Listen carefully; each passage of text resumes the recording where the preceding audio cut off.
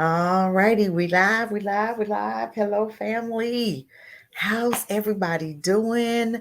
You know I'm late. I keep changing it, and the reason I keep changing my stuff, you guys, is if my husband coming, he wants to do something over here. Let's walk through the park. Let's go to breakfast. Let's go to lunch or brunch. Then guess what? Family comes first, right? And I hope you guys are doing that. Always keep your family first. And that is something that nobody should have to tell you. So if you see 12 o'clock, 11 o'clock on my thing, and then you see it, oh my gosh, she's changed it. Trust me, it's for a reason. It's not just because I'm sitting up here, well, I don't want to do a live. Well, sometimes I don't want to do a live, but I do it anyway. But most of the time, if I change it, it's because something's come up. So I do apologize. I was supposed to be on here at 12, and then 12 o'clock, I was like, oh my God. So had to change it. But I hope you guys are having a great Sunday. It's an amazing day to just walk through the park, have lunch with your family, just sit out in the sun and just reflect. We're in the new year, right? So-called new year. But you all know the new year's don't start until what, March? We all know that, excuse me. But got some stuff coming up. Want to get let's take care of some housekeeping first, you guys. And let's not forget we got Ram in the Bush, right? I'm gonna always talk about that because we are coming up on the new year. We're trying to really get it out there this year. Had a lot of meetings last week about the foundation. Went to it's called a men's group called the Huddle in my area, and these are, I mean, like 50 to 100 men are there usually, and I'm telling you, it was just packed. And was able to talk about the program, was able to meet up with a lot of brothers that have their own businesses. These are guys, usually some are gang members, I should say gang members who have come out of their situations, and they're now forming their own businesses, and they're doing some really great things, and they don't get enough attention because just because. Okay, we're not even gonna go into the why. We're just gonna say that I am here to support my brothers, and they have a few great opportunities that I'm gonna even tell you about that I've hooked, included them in Realm in the Bush. And these brothers are making some moves. One brother, he has a transportation. For he has a transportation. Just started it, looking for drivers. Okay, so we hooked up with him. So we're I've been around to different areas, all kind of areas to the schools. Not just to the schools. I've had so many meetings, just meeting different people. Talk to Channel 2, Channel 12, Channel 8 News, trying to get it out there. We're doing some great things, you guys. So just hang in there. And his thing is called the Triad Medical, and he's looking for drivers. He's partnered up with us, and we're helping him to find drivers. Also looking for more businesses that want to partner in the area. So if you, even in your area, if you're in Florida, Michigan, wherever you are, and you know of some young folk that are looking for work, but they can't find work, but you know of a company that's hiring, you know, sometimes bigger companies I'm able to work with better because they can do the program. And they have the people and the money to be able to do it. So if you know of some companies in whatever area that you're in, and we can partner with them, call me. My email is realm in the bush at gmail.com. And we have the website you can go on, but I am going to put that in the comments here. So, well, it's up on the screen. Well, I'll put my email. I don't know why people call me. Tell me why people call me when I'm on a live. I don't understand that. I don't get it. Who is calling me? They'll just have to talk to me later. I'm sorry. I can't talk to them now. Can't talk to them now, but I will call back later. But I'm gonna put this ram in the bush at gmail.com. Okay. We're gonna put that in there, and you can get a hold of me that way. I hope I spelled it right. Yes, I did, because sometimes I'll be typing so fast. Also, have another company, Vintage Enterprise. They're doing home improvements. So we've partnered with them. So if you want to learn how to do all kind of stuff, painting, carpentry, concrete, drywall, all kind of stuff they're working on, plumbing, electrical, carpentry, roofing. So we've partnered with different companies, barber schooling, security, cosmetology. Just talked to a woman at Dudley School, cosmetology school, and she specializes in natural hair. Okay, so we've partnered with her. Um, I'm telling you, we have a reentry program that we talked to on Friday. I think, yeah, Friday. We talked to her and Miss Powell, and she's partnering with us and gonna send us some people over, and we told them, the criteria is who we will work with, who we don't want to work with. And it's not that we don't want to work with, it's just different companies that I partner with. They still have stipulations of who and what type of charges you have to have or not, or don't have, can have in order for us to partner with them. Okay. So we are trying to get our brothers that have, made mistakes in the past, like everybody has, and the system was used against them. We are trying to partner to get them employed. Okay. Employment. So like I said, Ram in the Bush is on the move this year, 2023. I'm excited about that. We do help ages 18 to 25. Sometime we go to 30, 35. I don't care. I just want to fuel the seats. I just want to get them employed, but I do start with 18, 25, and we will go up to, 30, 35. I don't care. I don't care. I'm just putting a number out there. But if you know of a guy that's just getting out and he's, kind of cleaned up himself a little bit and he's ready to work, we have people that are doing careers. Also partnered with a oil loop company that is offering positions. If you want to learn how to, do oil changes, they'll teach you. No experience, up to $15 an hour. We also have another company that is doing they're looking for roofers, they're looking for electricians, and they are, this is a solar company, and you can actually work with them, and you're making 40 a year. So these are not, I'm just saying, we are partnering with people, but we just need the people. So if you're looking for a job and this is in the NC area, okay, but I am willing to partner with other people in other places, okay? So just to get that out of the way, so we're not going to forget Ram in the Bush, and you have my email, and you have the website. If you want to visit the website, feel free. We do take donations for the foundation, so Cash App is there if you want to send us a donation for our boys. We do, like, we have a CDO program. We pay for their meals, and after the year, if we work with anybody and you're in Ram in the Bush, after a year, we will help you, finance you for 2 months of rent if you want your own business. Okay. So we're not just, so that's where a lot of the donations will go into getting these people financings for their rent to be able to rent their space if they want like a barber shop. I prefer for you to work under somebody first to kind of build yourself up. But if you know that you're going to be a plumber and you want to have a facility or office and you want to pay for that office, or a painting office, electrician, whatever your gift is, we are here to help. We're just trying to get some things. We're building our own tables. You can't tell a child to go out and get a job, but then I'm a recruiter and I see that we're not hiring Black men. I'm just saying we are cutting down on, and this is so sad because we had a whole lot of other Black people working in my company, and I see that they're cutting down. And you have to understand, a lot of the concern was that they're not using our company because a lot of us is bringing us to the table, and a lot of those white companies still don't want to hire minorities, melanated people. They want to hire either Indians or Mexicans. And a lot of areas where construction, for instance, was a field where a lot of Black men worked, I see a lot of Mexicans. I've gone to several construction companies and I've seen nothing but Mexicans there. And I said, hey, where's Black folk? They're considering color, quote unquote, Mexicans as the minority. Okay. So they say we filled our quota. No, you haven't. I don't see one Black face here. But so this is why we have to build our own tables. This is why we have to support our own. But we can't build these tables and then nobody wants to support them.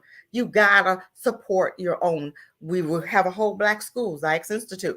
We have to support our own, you guys. We can't say, hey, we can't sit up here and complain about white schools, but then you have a Black school and you don't even investigate it. You don't even bother to invest in it because it's a Black school, because your mindset says, oh, if it's Black, it's wrong. But if it's white, oh, my child is going to get a better education. Yeah, your child is going to get abused. And not saying that education is any better than anybody else's education. Because I tell you what, a whole lot of our children go to their school and can't read.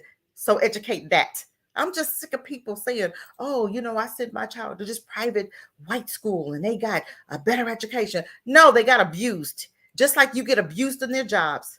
When you are the only Black in that facility, you get abused every day, and you just take it and you get used to the treatment. So you didn't understand that that's abuse. You just so used to abuse. And black folk, the worse you treat us, the more we love you. We got to come out of that, family. I'm just saying, the people, they're so busy trying to say people are racist. When you calling out their bull crap, then they want to tell you how racist you are.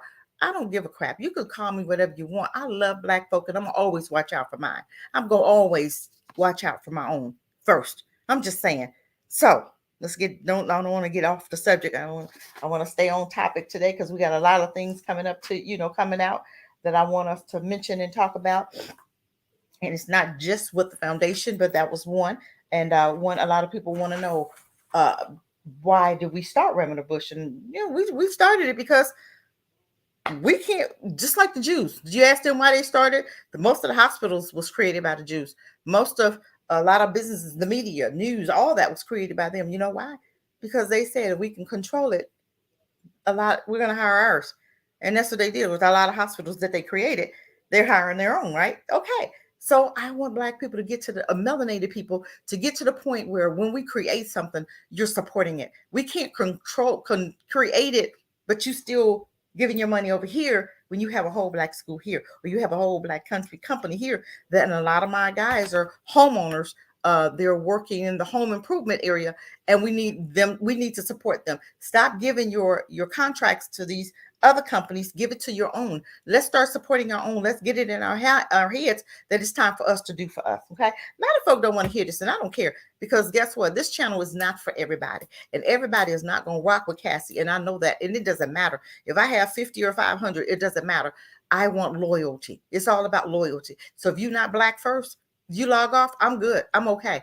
Because I know that my channel was not for everybody. Because black folk hate to support black people, and they hate for you to tell them about themselves, and they'll log off and they'll go somewhere else. That somebody gonna fancy their ears, somebody that's gonna talk about the black men, talk about the passport boys, talk about this black women trend, but you don't want to talk about the real issue. We don't want to talk about how our schools have treated. I seen somebody on Facebook said, "Oh, we need to pray for black our babies. We need to pray that they get back on track." Well, how the hell did they get off track in the first place? Let's talk about that. They didn't get off track until you sent them to their schools. Okay, that's why they're off track. So what about this? Let's pray, but also support our black schools so that we can get our babies back on track. We don't have an issue with talking about, oh, we're going to pray for our babies. Let's look at the whole picture. Let's look at how they got here in the first place, and let's fix that problem while we're praying. But we're going to also support our schools over here, and we're going to take our babies from them, because they got your baby's mind. And some of the stuff that they're getting ready to teach our babies,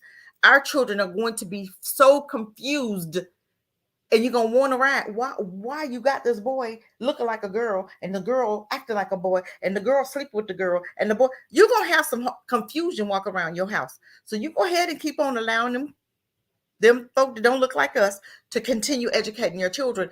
And this is why you see black folk acting the way we act. We can't stand each other, and it's because of them. You've allowed them to get in here. But enough of that. I'm not even going to continue with that. We're going to talk a little bit about some other stuff. I'm just tired of what I'm seeing.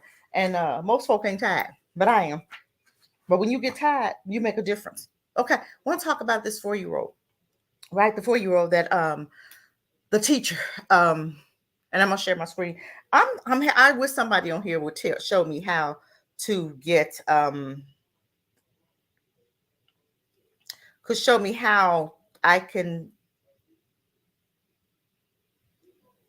Hold on, you guys. I want to talk about the 4-year-old. I can't get the media through my phone with my computer, so I have to do it on my phone. And I don't understand. I'm trying to, because if I play the part on my computer, you guys can't hear it. So I have to pull it up on my phone, which is crazy because I got so many apps open on my phone, and it's just making my thing go slow.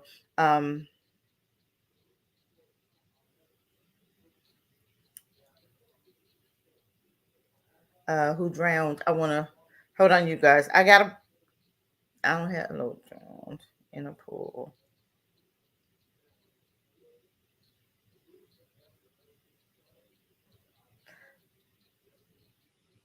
Y'all bear with me, because I want to pull up this stuff so you guys can see it on my phone, since I can't sort of do it on my computer. Okay, this little baby.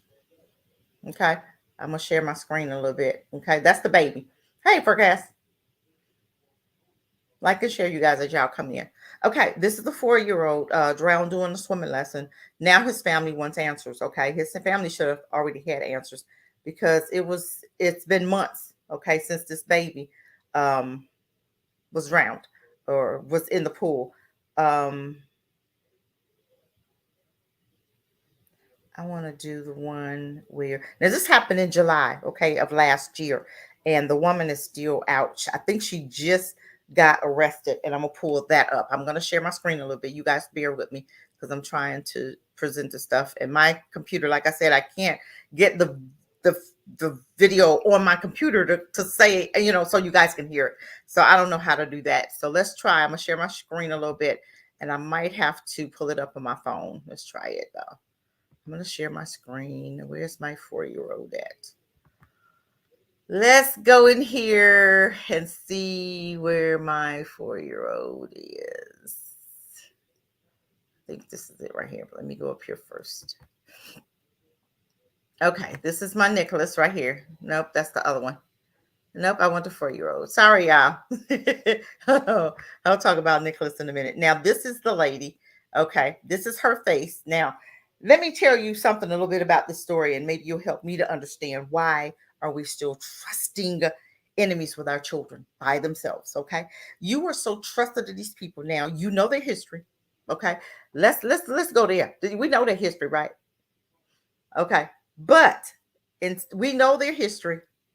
But let me read the title to you. The title says Swimming Instructor Charged in Drowning 4-year-old Death of 4-year-old Black Child. Okay, you see that, right? Swimming instructor charged in drowning death of 4-year-old Black child. Why did they have to go there? Okay. A swimming instructor has been implicated in the drowning death of a child in Georgia. The police said she was giving lessons in a swimming pool in the backyard, okay, of a house, right? Now look at this woman. But this woman told the parents that they couldn't be there when the child, when their children were swimming, right? Okay. This is what they was told. So let me ask you a question. Why couldn't the parents be there? And would you have trusted her? Would you have trusted her? Would you have trusted her? I wouldn't have trusted her. You can get my child. I'm just saying. You ain't get my baby, not by yourself. You ain't finna do it. Okay. This is strictly educational purposes, and I hope I don't get dinged because I try to. I hope I don't get dinged because sometimes I get dinged for this, but let's just talk a little bit about this. Okay. I want to play this here. Um, Usually when I do this, I get dinged, but I don't want to get dinged. I just want to hear a little bit of it. Hold on. See if I can.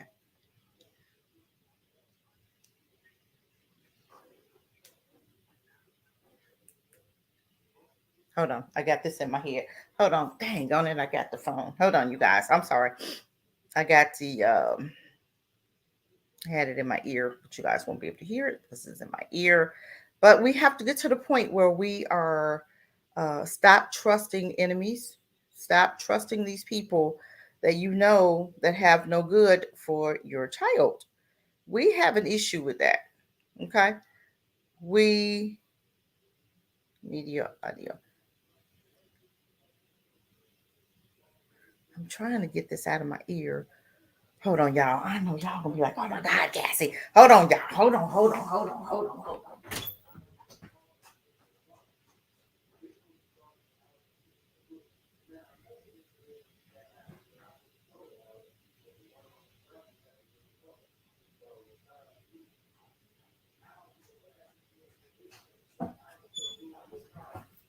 Okay, y'all. Help me out. Y'all stop judging me. Y'all stop judging Cassie. That's not good to judge me. Hold on. Let me see. Under the supervision of a swimming coach who would not allow parents or Okay. their own child, who was under the supervision of a swimming coach who would not allow parents to watch the training, who had these ridiculous rules to eliminate transparency. That 4-year-old died. We covered it. She was not charged. We called for charges as soon as this story became public, as soon as we knew about it. But there's an update. That swimming coach has been charged. This was in Burke County. Let's put up the picture full mask. You're looking at a very sad situation. I just want, okay, now that lady, it took how long for her to get charged? I hope I don't get dinged for that for YouTube. That was strictly educational purposes. I was not trying to take anybody's whatever. But YouTube would try, they real, they just crazy. That's all I'm gonna say. But I am gonna read it to you also. The Georgia Bureau of Investigation has been directed to issue an arrest warrant for Lexi uh, uh, on a misdemeanor charge. Okay, it's a misdemeanor of charges of involuntary manslaughter, according to Augusta Judicial Court. And why is it that they get charges that are so lenient for them? They never get what they have coming to them. They never get charges that's due. Okay, they always seem to evade. They always seem to get away with murder. They always seem to be able to get away with just about anything. They can do anything to us and get away with it, and we don't say anything, which is the sad part about it. Okay, we have to get to the point where we are holding them alive. We hold them. We got to hold them accountable. Okay, but I want to be able to William Bell, welcome, welcome, welcome. I want to make sure that I'm sharing this. I don't think I'm sharing right now. I'm gonna go back over here and I'm gonna share my screen, and I want you guys to be able to see the screen and not me. I know y'all want to look at me today, but y'all go look at the screen today, not me. Okay, and I'm gonna go over here, and I want you guys to see her. I want you guys to see this lady. Okay, I have to check to make sure that I got the right stuff up on screen. Okay, so this is the woman. Okay, and this is the baby. Okay, but my thing is, why is it that we keep allowing them and trusting them with our babies? That's my question. Okay. It took this happened in July of last year, and it's what, January, and she's just not getting arrested. And then they gave her a misdemeanor. Okay, this baby lost her life. But I'm gonna tell you what. No, I'm not even gonna say that. I'm gonna just keep my nose. I'm not gonna say nothing. Izzy Scott is not a case. He is not a file on a desk, nor an article in the news. He is a child whose loss has broken the hearts of our community. He is a symbol of how we should cherish our little ones and hold them tight, Williams said with great sadness. Williams note that the choice was made following months of careful research. They always can do months of careful, Wilbur, welcome. They always can do research, and they don't do any arresting until after they've done the research. Now, if this woman had been white and that child was black, if this woman, the child had been black and the woman that was teaching the class would have been black, do we not believe that that person would have went to jail immediately, right? But when it comes to them, they always get to, oh, we're gonna think about it. We may or may not. Just like the 13-year-old who got shot in, when did he get shot? In October. He was shot by this white creep. Okay, this dude who said it was self-defense, shot the boy in the back like 5 times, I think, if I'm not mistaken. Got back in his truck, fled the scene. Then when they brought him up on charges, he said, "Oh, it's self-defense." How was it self-defense when you shot the kid in the back? And then they refused to arrest him. Now, this is a case that's the dude is still out. Okay.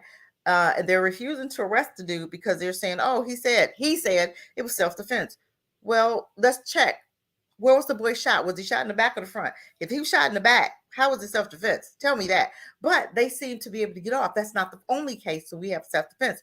Remember Peter Spencer? He was with one coworker and 4 of the coworkers' friends. He was only black. He went hunting with these folk, okay, and didn't understand that these are not friends.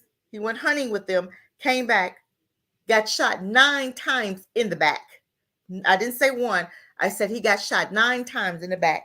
They said it was self-defense. So guess what? They got off. They still have not been arrested. And that's been what, a year ago, maybe? But this is what I'm saying. Y'all stop hanging out with these folks. Y'all think these folks friends. These are not friends. And what's really getting me is you keep marrying them. You're marrying them. You're having babies by them. And you know they don't like you. Their history shows their family don't like you. Why would you want your child to be raised up in a family around them? That's crazy. You know they don't protect their kids. You know how they treat their kids. What do you think they're going to do with yours? Well, y'all crazy. Y'all, these passport brothers, honey. I hope y'all going with some black passport women instead of messing with these foreign white women. Williams noted that the choice was made following months of careful research, examination, and legal analysis. The Burke County Sheriff's Office initially decided against pressing charges concerning. Did you hear that? Initially, they didn't want to press charges, but I'm gonna tell you what, they wouldn't have had to, because I'd have pressed my own charges. Then my child, you can sit there if you want to. I don't care. People see, we give them too many passes. You give them that mom when she came inside, and then when they told her to come and get her child, and she saw her child was dead, right then and there, action should have happened. Seriously, why would you sit up there? I don't need no police to give me no justice. I don't need a system that they will never hold themselves accountable. They will never hold themselves guilty to tell me that my child, oh, she was responsible, but then yet my child is dead in the pool. And what happened was the woman got out the pool, didn't even know the boy was in the pool. And till the granddaughter was getting ready to get it, or till another lady came and she was getting ready to put her child in the pool, and the lady came and told her, "Hey, it's a child. Somebody's in the pool." And that's when she knew that the boy was in the pool. But how long was he in the pool? And she didn't even know. But the mom is sitting out in the car waiting for her son. Are you serious? What kind of madness is that? I'm gonna leave my child in the house unsupervised with them. And you know what he was, he was probably only black child, because we feel so comfortable.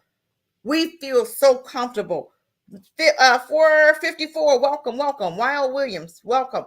We feel so comfortable with them that we can actually not leave our babies with them. We could actually trust them with our kids. Okay, we done lost our minds, honey. We have lost our ever loving minds. But let me continue. Okay. She said the Burke Sheriff's Office initially decided against pressing charges concerning the incident that killed 4-year-old Israel Izzy Scott on June 14th, 2020. This happened in June. This is January, and they just now arresting her on a misdemeanor, not a felony charge, misdemeanor. Okay, that means she may or may not get jail time. Okay, Scott was one of 10 children who attended whatever the lady name is lessons that day at a home. Okay, according to people in the document, the police said she had encountered the kids, encouraged the kids to submerge their heads as much as possible, and they took a lap around the shallow end of the pool. Okay, so what happened? If you telling me that he was in the shallow end, what happened? Okay, at the lessons, why would only one person have 10 children, and you can't watch all 10 at one time? Okay, at the lesson was come as the lesson was coming to an end, Scott somehow found himself in the. Okay, listen. As the lesson was coming to an end, Scott, which is the baby, the 4-year-old, somehow found himself in the deep end, according to police reports.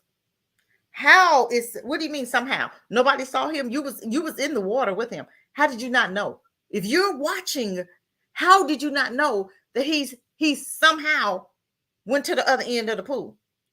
Okay, let's keep reading. Okay.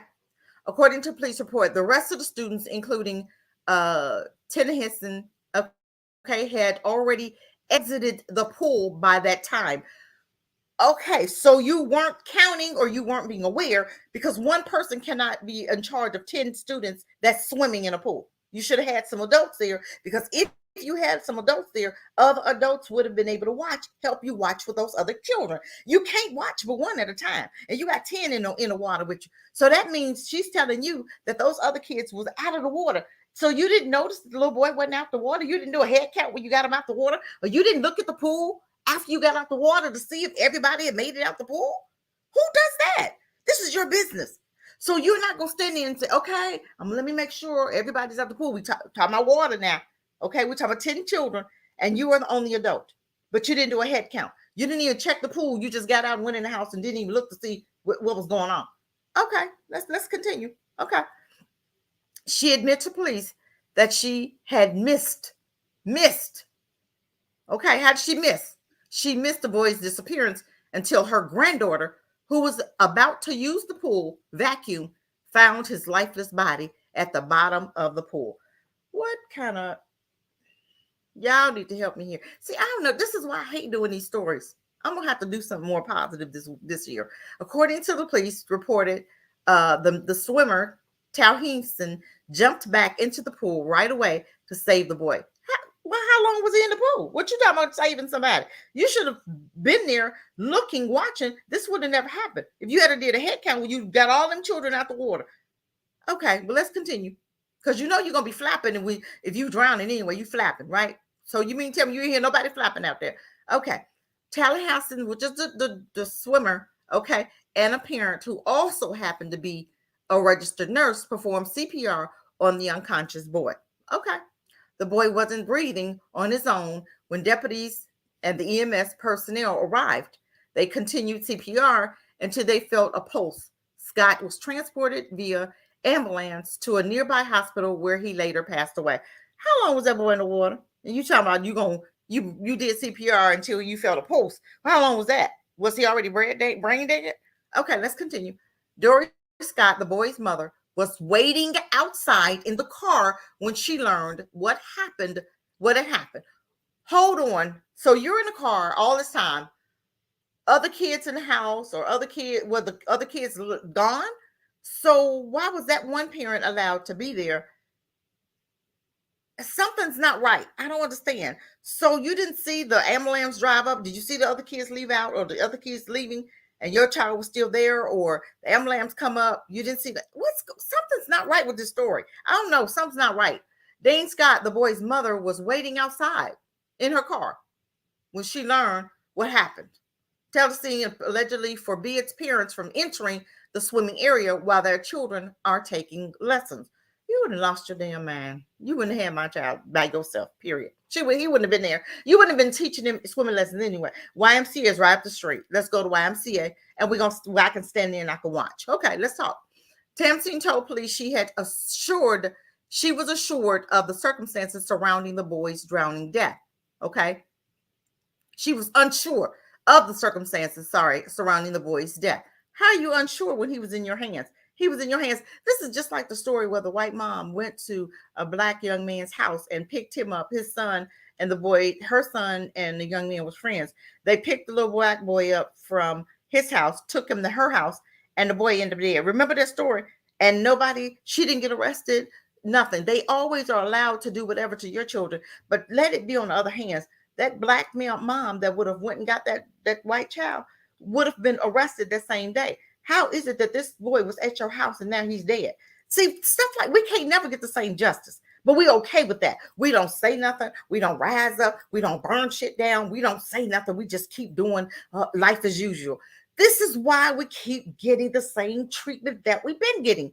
But I'm going to tell you what, there was a movie that I saw called The Last Ship. If anybody is on here, y'all need to pull this movie up that tells you exactly what's happening right now. They had the plague on there, the pandemic on there. They had everything that you want to see what's going to happen. There was a drug that they was actually putting in these food, in the food of individuals. Now, I don't know what this drug was called, but it made them docile. It didn't matter what they did to them people, and they had it on a movie. Why would they have it on a movie if that drug does not exist? You're not gonna tell me that them fools not drugging us some kind of way through our meats, through our food, through something to make us so docile. We don't care what they do. It doesn't matter. Oh my God, we're good. And it's not me. So it's like, okay, we don't even rise up. We don't make a fuss. We don't make a fight. We just march and make noise and do nothing. And then we complain because white folk, well, we go to their schools and they do this, that, and the other. Well, guess what? Create your own schools. Build your own tables. Then you don't have to worry about white folk doing whatever to you, right? Okay, let's continue on. Okay, so the lady said that she told police that she was unsure of the circumstances surrounding the boy's drowning. But you're supposed to be his teacher. You're supposed to keep my child safe. If he's actually in your hands, you're responsible. So whatever happened in your house, in that pool, is your responsibility. So guess what? Your ass is going to jail, or you going to or we're gonna have some other things to talk about. I'm just saying, plain and simple. You can sit there if you want to, mama. You can sit there because you ain't got nothing to live for anyway. And I don't condone violence. I condone justice. That's why I keep telling people it's all about justice. If they can't seem to give you justice, then sometimes we as black people have to take justice into our own hands. Seriously. Okay, let's continue.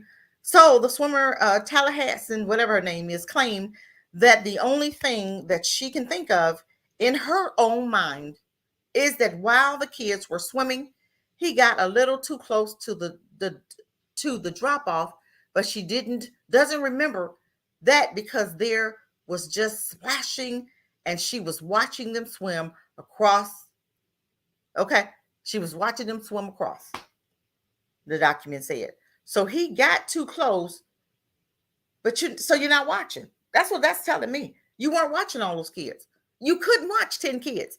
But if the parents were there, you would have had a problem because the parents could have said, "Hey, so and so, look at so and so over there." You would have had some help. You're in on the same level, and you trying to watch everybody, so you got some splashing. You didn't have any abnormal splashing going on because it had to be some abnormal. Because if you drowning, you really splashing around there, right? But she said she didn't hear anything.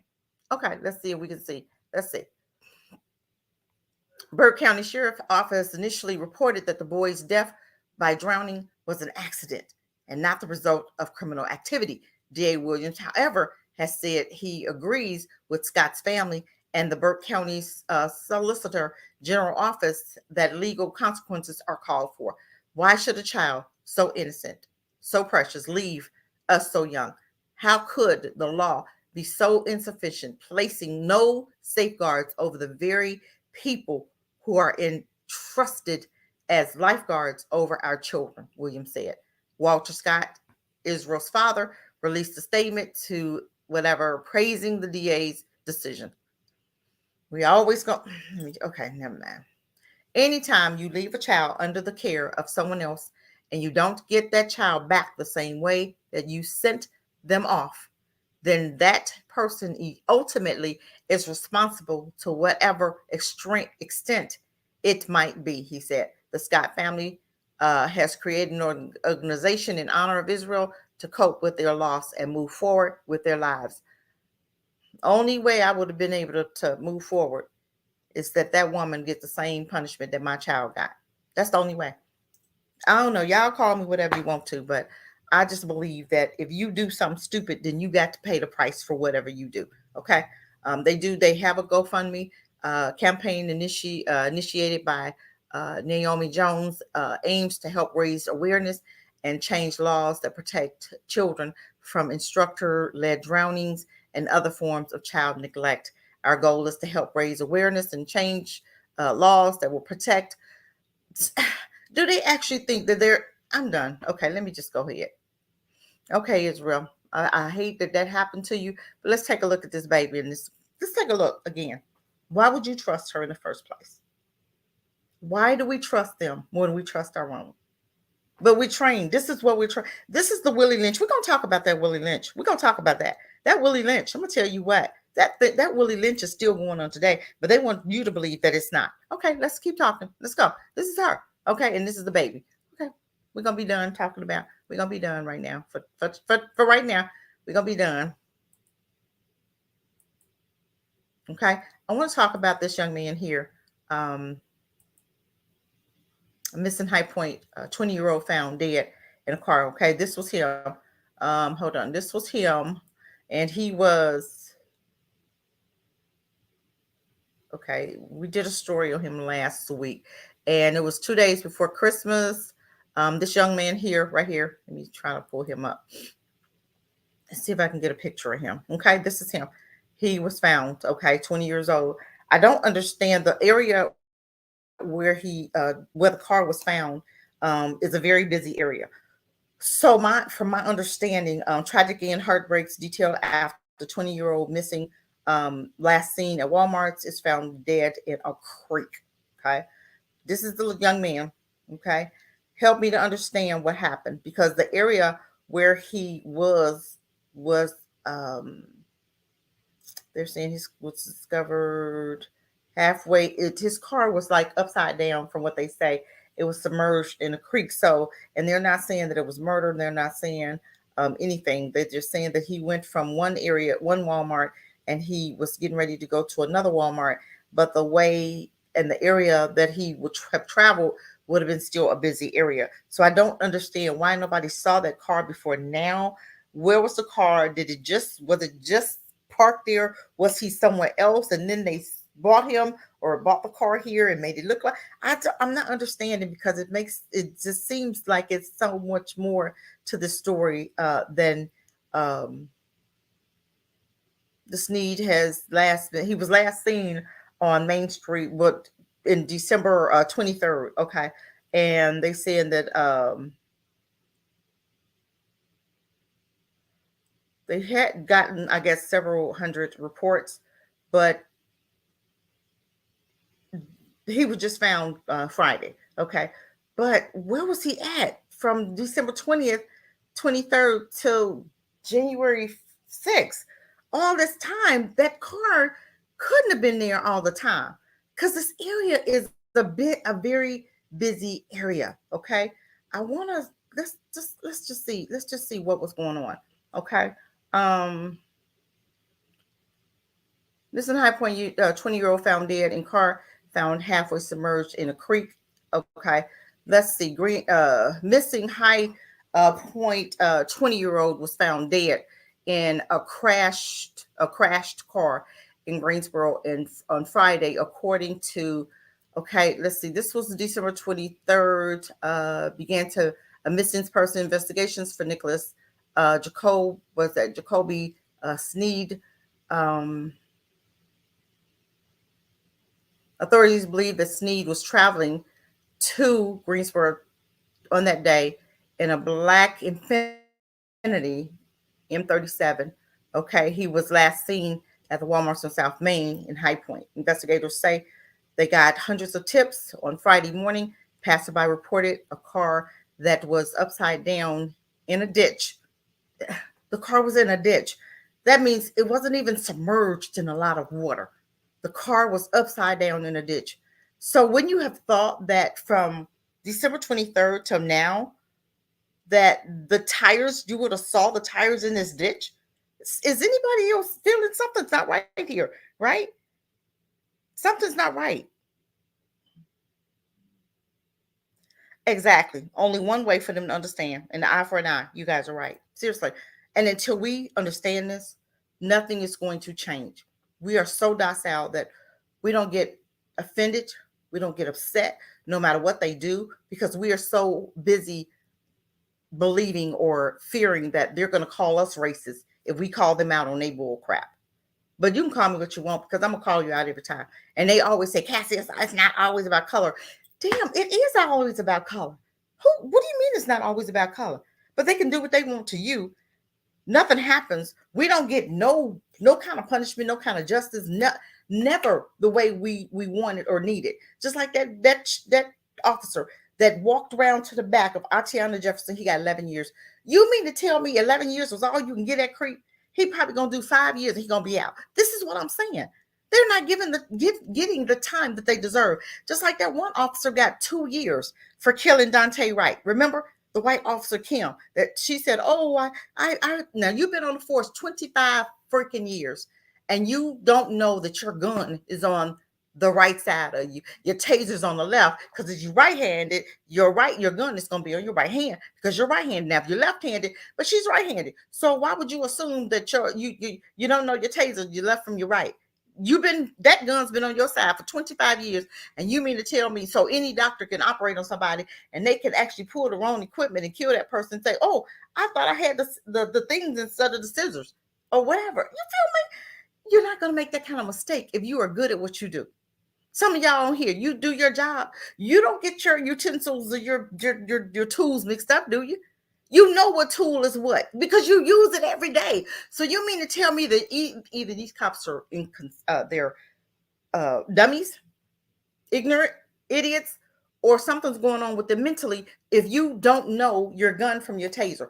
It's totally, your taser is yellow and your gun is black. So how you didn't understand you had a yellow thing in your hand at the time, and you had a black, you're looking trying to get a yellow instrument, but you grab a black instrument and you don't know your colors? Come on. Come on, you guys. We gotta stop. They think we are so stupid. Some of the stuff that come out of their mouth when I read these, because I read them sometimes because I want to see the inconsistencies. I can see the inconsistencies. I can see it. So this dude is in the middle of he's in a creek. Creeks aren't that deep, right? You can actually see the wheels up out of, over the water. So you mean to tell me that I'm driving past, or either a passenger in a car? Because when I'm in a passenger seat, I'm always looking. I be looking. I'm looking. I'm nosy. I like to look, right? You mean to tell me I can't look over there and notice wheels sticking up out of a creek or a ditch or whatever they called it? Something's not right. Okay, but authorities believe that Sneed was traveling to Greensboro on that day in a black Infiniti M37. He was last seen at the Walmart's on South Main, but the area that he was in is super busy. Okay, they said they got hundreds of tips about Sneed's whereabouts. On Friday morning, a passerby reported that a car that was upside down in a creek. When emergency crew arrived, they found the car upside down in a creek, halfway submerged, with one deceased person inside. Greensboro Fire says the engine was cold, a sign that the car had been there for a while. Okay. All right. Investigators determined that the vehicle belonged to Sneed, and later identified him as the person inside. The police said the Sneed's death is being investigated as a traffic fatality by the crash reconstruction unit. The cause of the crash is not known at this time. Hmm. So they're saying that they don't know. They think it was a crash, but wouldn't you see some wheels or some? If it was a crash, wouldn't you have seen what did he crash into? Crash sites are usually you see what did he just? This is mind blowing for me. I'm sorry, I just don't understand it. Okay, Kari, welcome, welcome, welcome.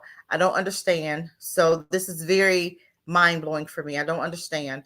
Um, I'm not. I don't understand. So, but whatever. I guess it just they can tell you whatever they want to, and we believe them or not. We don't make a fuss about it. But this is young man that they found. He was only 20, and I'm telling you what, our babies are dying way too soon. He's 20. These are young boys that's not even begin to live their life. 20 years old. Parents aren't supposed to bury their children. It's supposed to be where children bury parents. Parents now are burying babies. You got a 4-year-old, okay?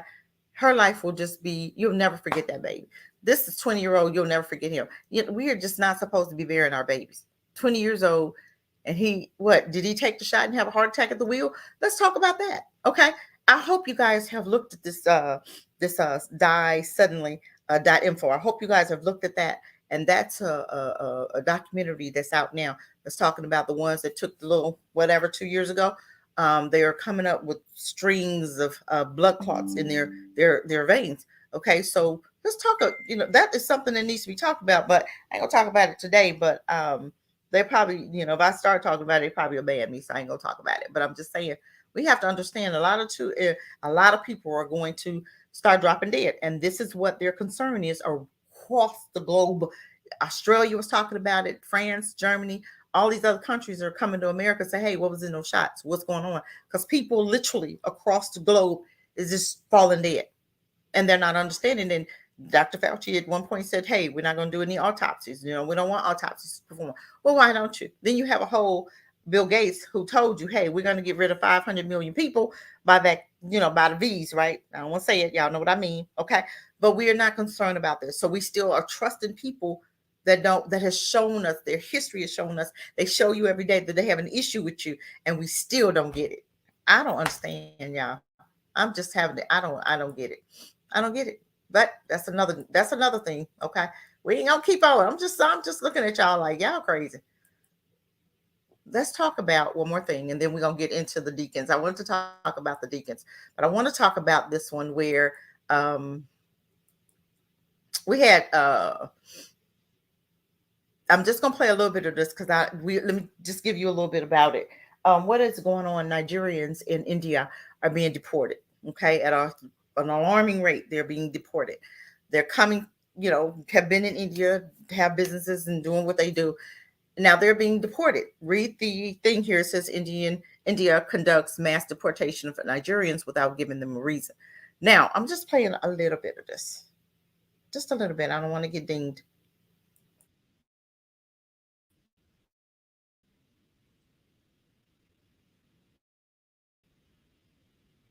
Could you guys hear that? I might have to pull it up. Could you guys hear any of that?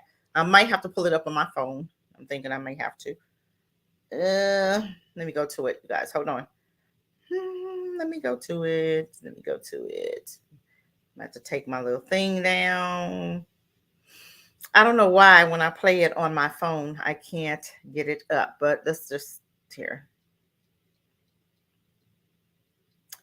Um,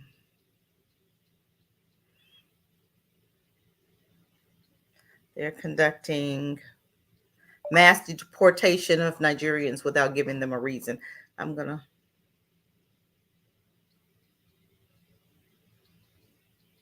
hold on, you guys. Hold on, let's pull this one up because I think I need to put it on here. Okay, here we go. Y'all bear with me. You know, these commercials and stuff come up.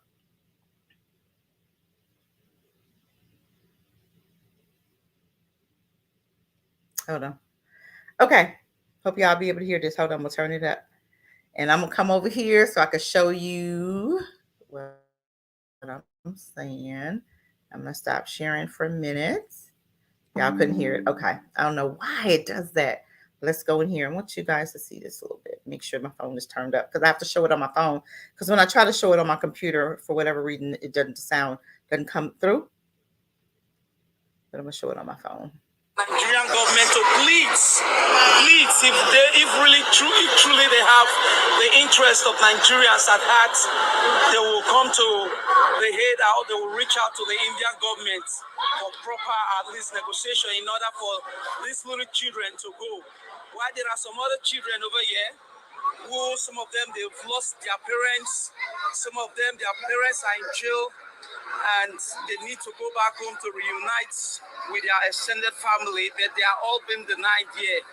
So please, we are begging the federal government of Nigeria to at least do something about it.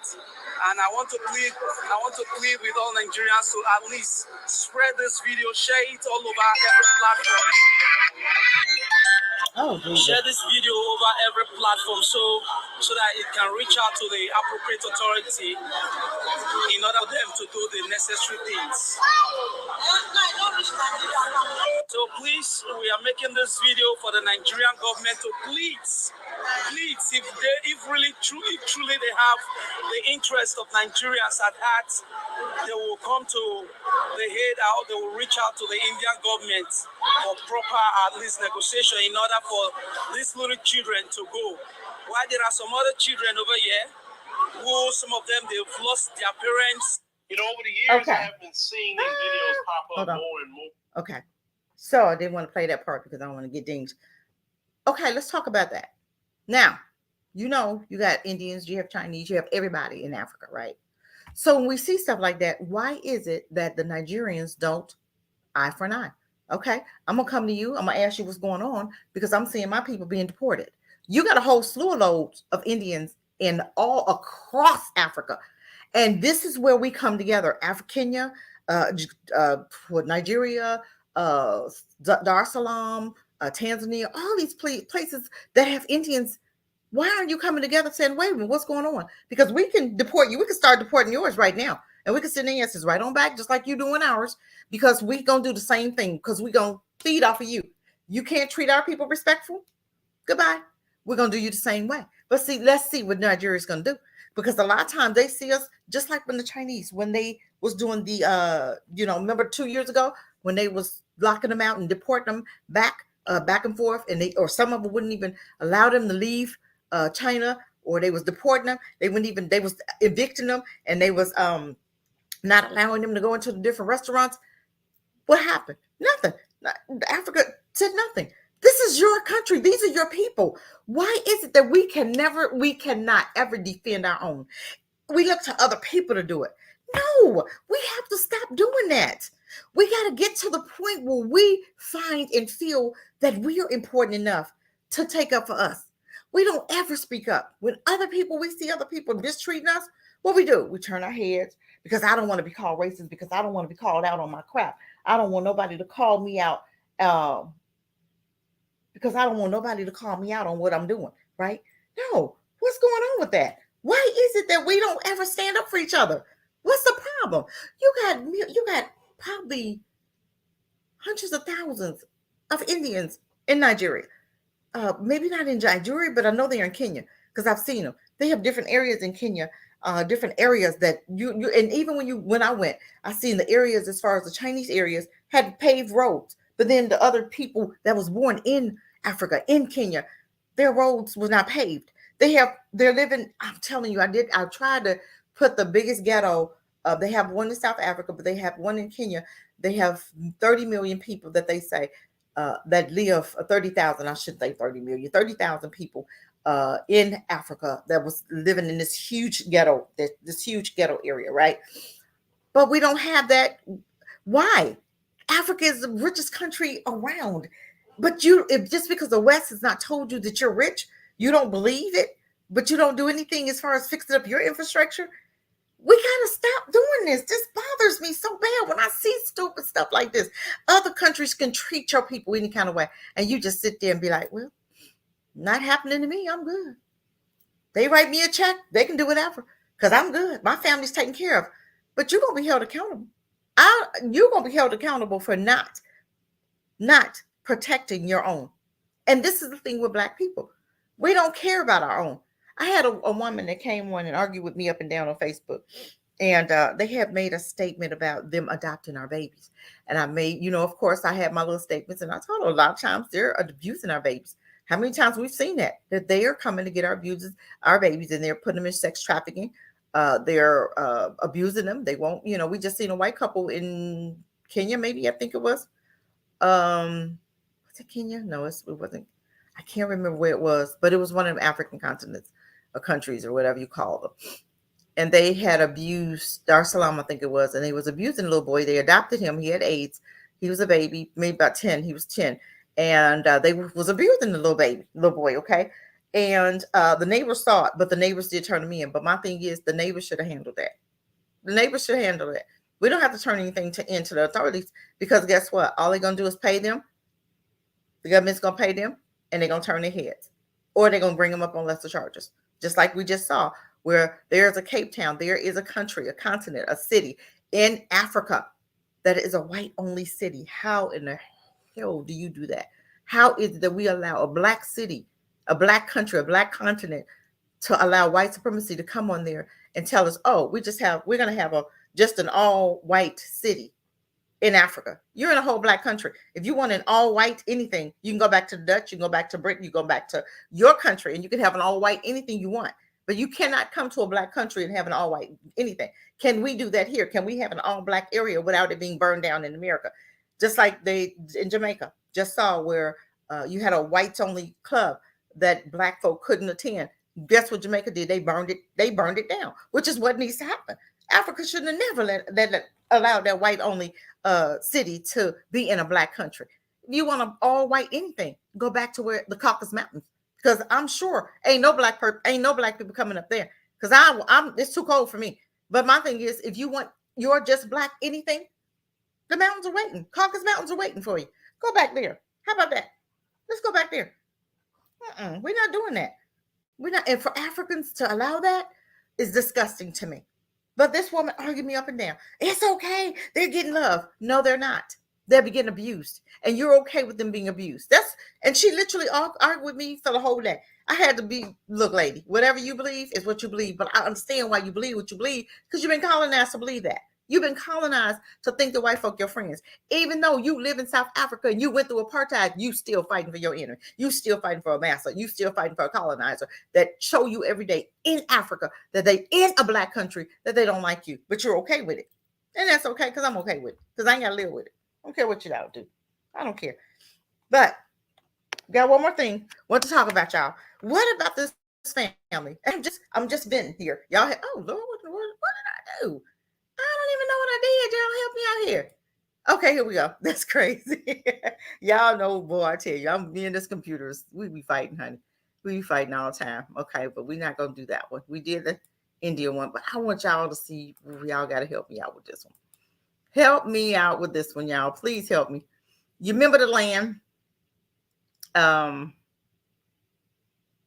you remember this right here, you guys, the land in LA that those black people had. They got the land, and it was the LA County is paying $2 million for black family seized land. This land was actually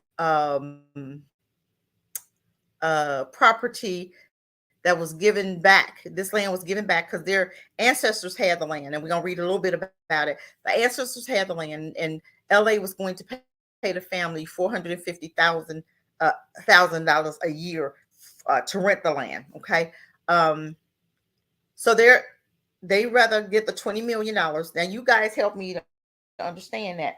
Okay, is selling the land back creating generational wealth, or is it you keeping the land, passing the land down? Is that continuing generational wealth? I don't think we as black people know what generational wealth is, because they're telling me that this here generation is generational wealth. Okay, hold on, you guys. Hold on. I need to see if you guys can see me or not, because I need to stop. I need to share. You guys, I'm sorry. Y'all looking at me, but I want to present it. I'm going to share my screen. I don't want y'all looking at me. I'm going to share my screen here. Well, I tell you, I want y'all to tell me, help me out here. Los Angeles. Here it is. I think this is it. Y'all help me out here. Okay. I want y'all to see this right here. Okay. LA County is paying $20,000 for this land. Okay. 20 million. I'm gonna go back in here and see if you guys will see me. Sorry. Hold on. 20 million. Okay. Now, is it better? Now, this is a family. What's that doing right there? Look at that. Well, I tell you, I don't know what's. That's another story. We're gonna talk about that though. We're gonna spend some time talking about these passport brothers. Okay. Okay. But is it better to give the land back for 20 million?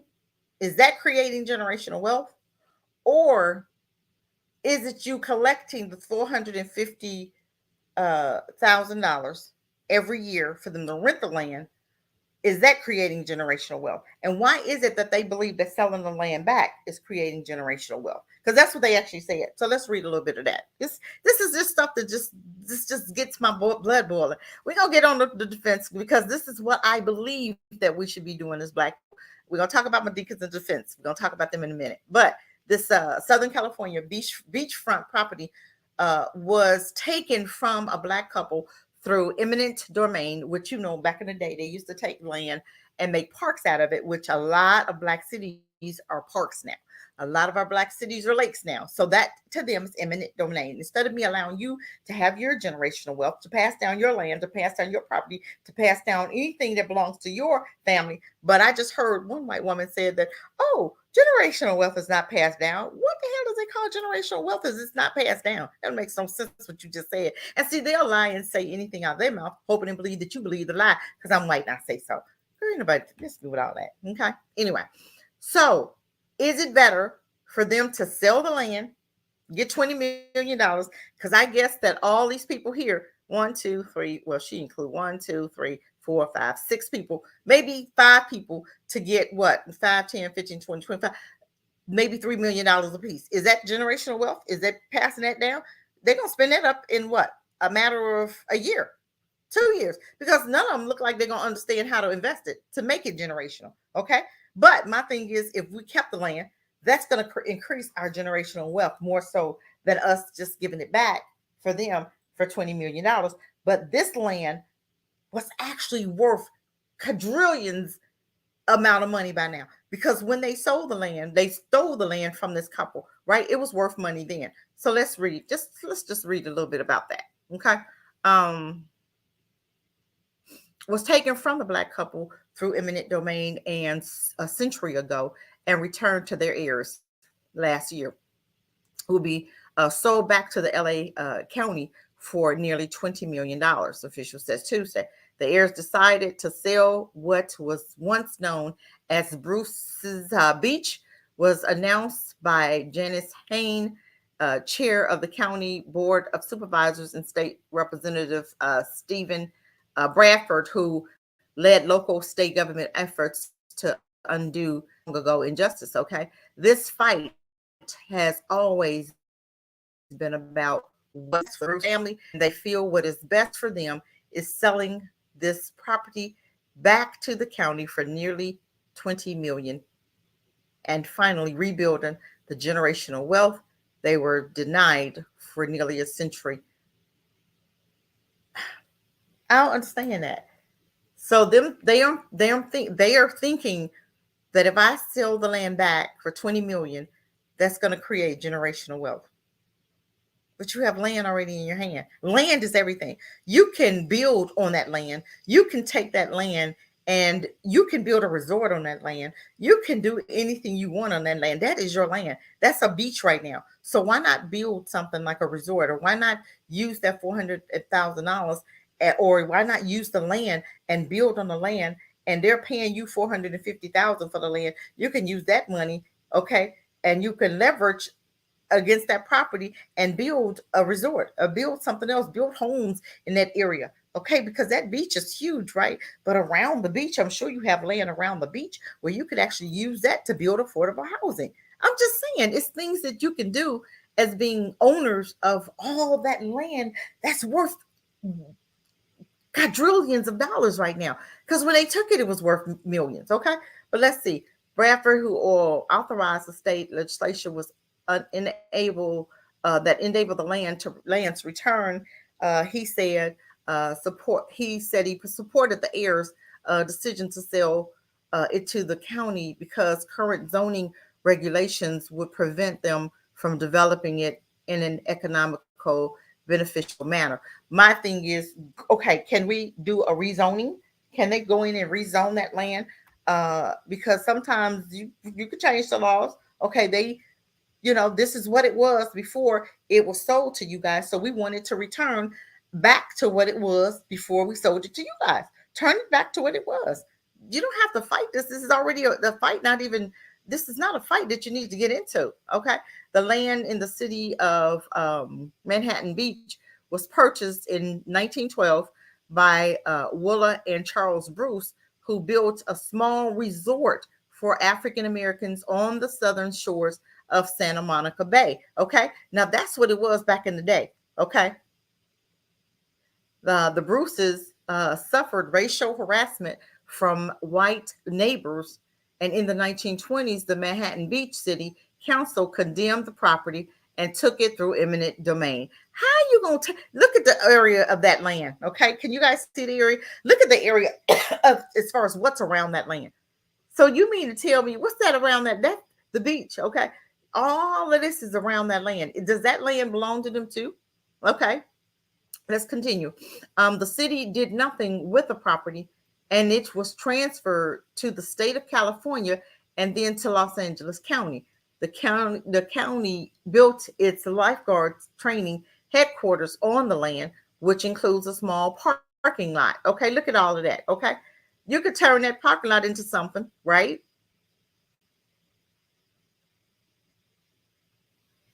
Hannah learned, okay, about the property's history and launched the complex process of returning the property, including determining what two great grandsons of the Bruces are their legal heirs. Terms of the transfer agreement completed last June called for the property to be leased back to the county for 24 months with an annual rent of $413,000 plus all operations and maintenance costs, and a possible sale back to the county for nearly 20 million, the estate stated value. Okay, they're saying for the estimated value it's only worth $20 million. I don't believe that. You already know when you own something that they're going to automatically tell you that it's worth less money because they want it, and when they get it back, then the profit, it'll go up, right? Okay, this is the people that they're going to give it back.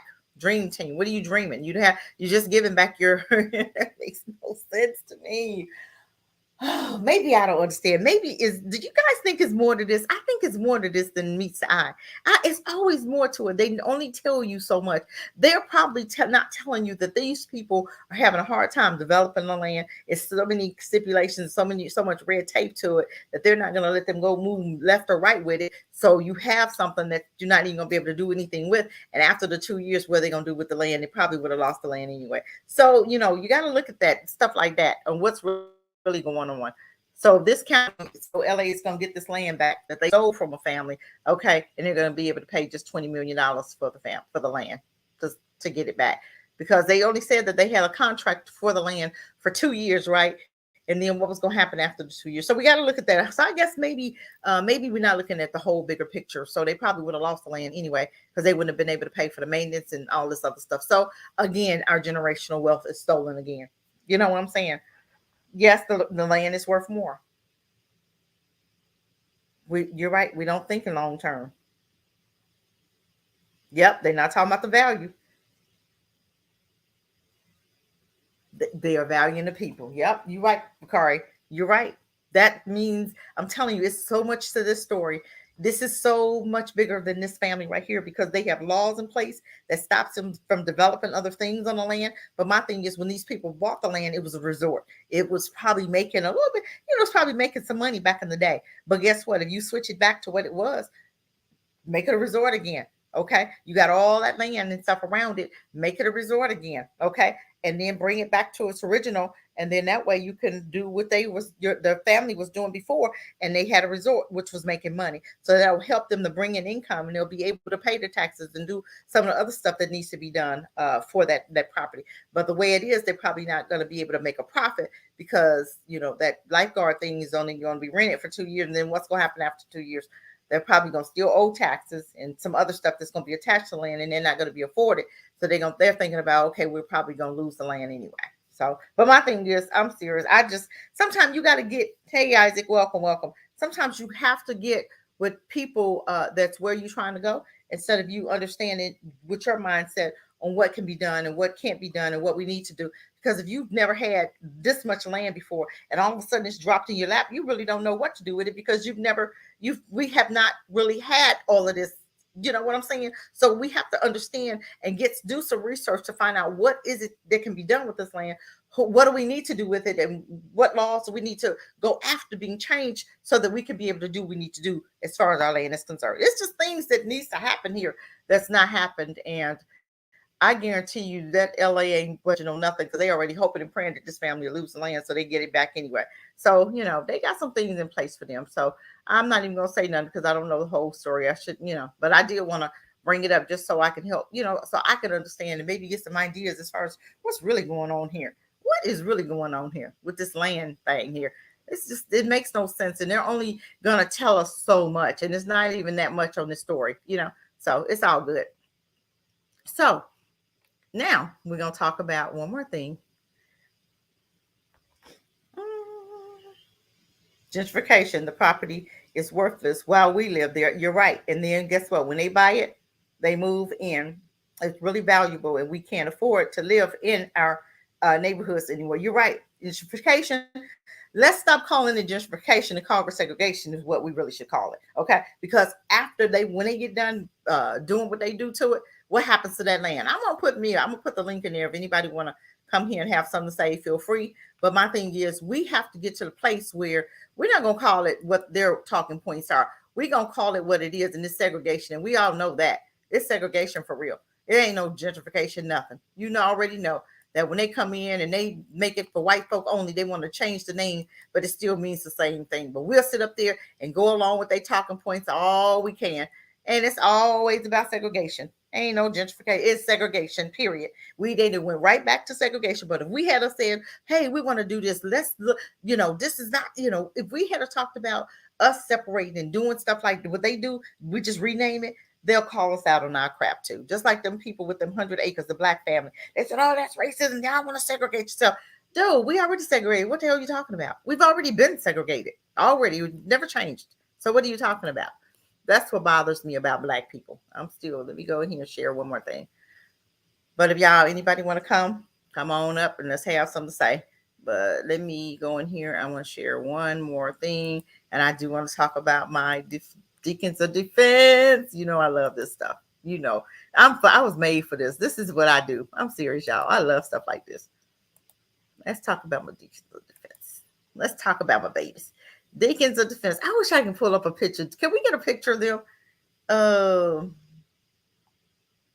Deacons of I want a picture. Deacons of defense. I want to see if I can find a picture of these dudes. These dudes were bad, boy. I'm telling you, they was bad. I'm telling you. Deacons of defense, who, what, where, how, and why. Okay. This is who they were. These was the black dudes. I'm telling you, where's the other pictures of them? Hold on, let me see if I can find some more pictures. There they go. Come on, let's see. Can I find some more? Can I find some more? Hold on, let me see. Oh, dang, I can't find no other pictures of them. I wanted to see them with the rifles in their hand. You know what I like. Hold on, let me see if I can pull up another one. We're gonna talk about them. We're gonna talk about the niggas. You know what, you guys? There's a movie. There is a movie. Here we go, right here. There is a movie. Okay, remember this is Deacons of Defense, right? This was a real movie. This is a real thing. Okay. Hey, I want to see Deacons of Defense. Come on, y'all. Nah, that wasn't no Deacons of Defense. That was I guess it was. Let's see where they at. Come on, let's see. Can I show you some more pictures? But this was a real movie. And the real movie was what's that guy? The one with the one eye. Y'all know what I'm talking about. Oh, let me see. Hold on. Let's see if I see any more pictures of them. It's a lot of pictures on here of them though. What's that guy name with the one eye right here? Hold on. What's his name? What's his name right there? What's his name? This is like I said, it's a real movie. Deacons of Defense was a real movie. Okay, but let me go ahead. I'm gonna talk a little bit, just a little bit about them.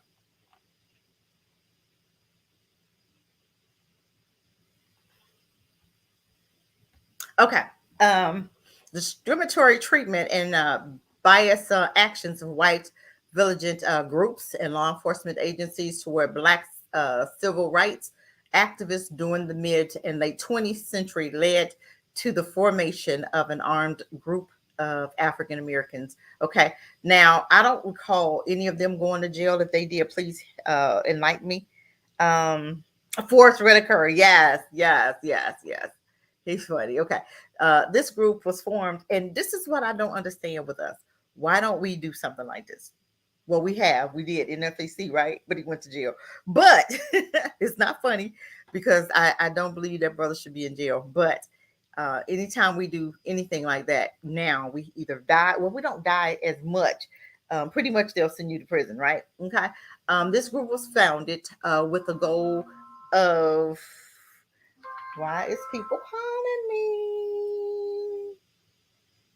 I don't know why people keep calling me and I'm on a live.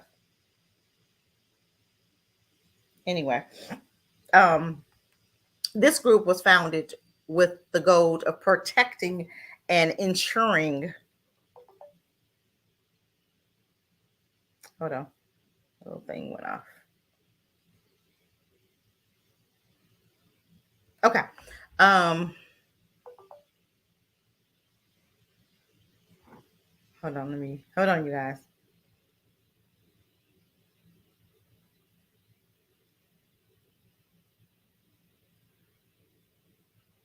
Okay. My granddaughter, that was her. Okay, you guys, let's talk about this a little bit. Okay. Protecting and ensuring the civil and political rights of Black minorities in white dominating communities in 1964. Of November, this group of armed African Americans became widely known. Okay. Became widely known as the Deacons of Defense, right? So, why are the Deacons of Defense? What did they do? Who are they? Why did they do what they did in celebration of Black History Month? This article is revealing all you need to know about the Deacons of Defense, as well as the importance of the group, especially in areas relating to the civil and political rights of African Americans. Why? Who are they, you guys? Why do we allow stuff like this to die off? That's what I need to understand. We had them, right? Where did they go? Why do we do well and then we think we've arrived, which we have not, because we still see slavery still exists.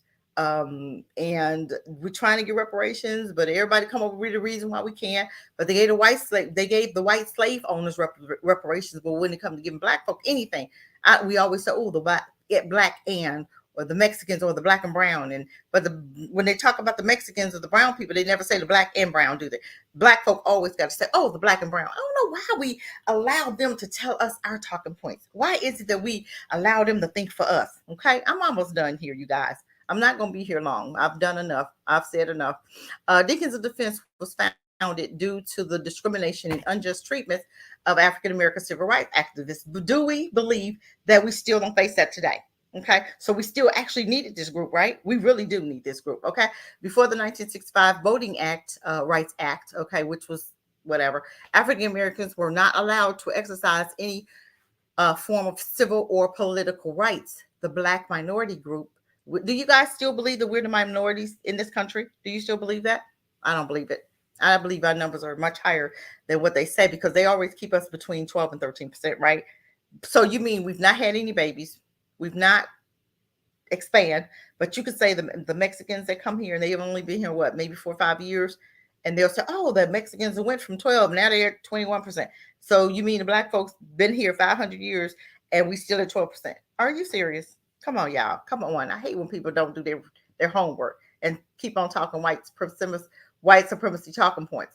Despite the removal of legal barriers, okay, are the legal barriers removed for real? We still have laws on the books or that are quote unquote off the books, but they still go by those laws, right?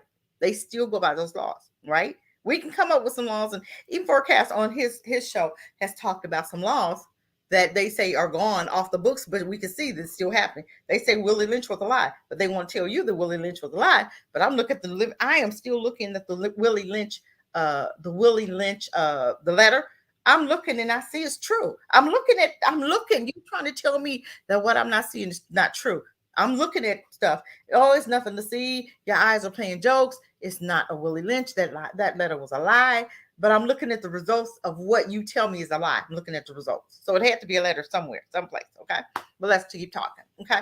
So, despite the removal of legal barriers that prevented African Americans from voting, did I read that already? I think I did. It's okay. We can still read.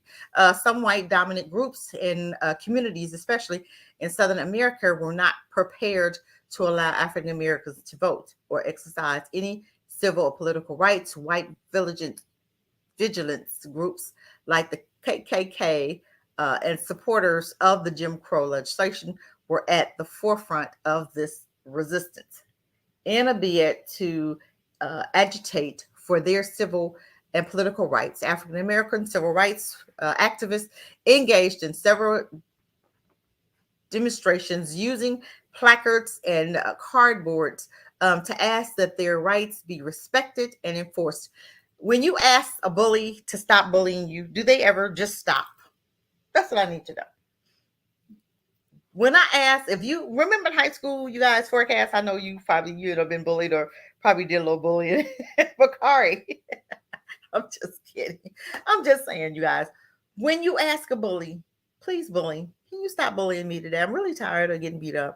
Really getting tired of getting a bloody nose. I'm really getting tired of you punching me in my mouth every day. Can you stop bullying me today? Does that ever work? But we're doing that. Okay, let's see. What are we doing? Let's see. The unjust treatment, discrimination, and disregard for civil rights of African American led a few brave men of the Black community to arm themselves with rifles and clubs to defend civil rights activists and to ensure that their political rights of African Americans are entrenched in the 1965 voting rights. Now, do you think that that's one reason why they got rid of the Black communities? Would you believe that's one of the reasons why? Let's see. Who formed the DOD and where was the group formed? Okay.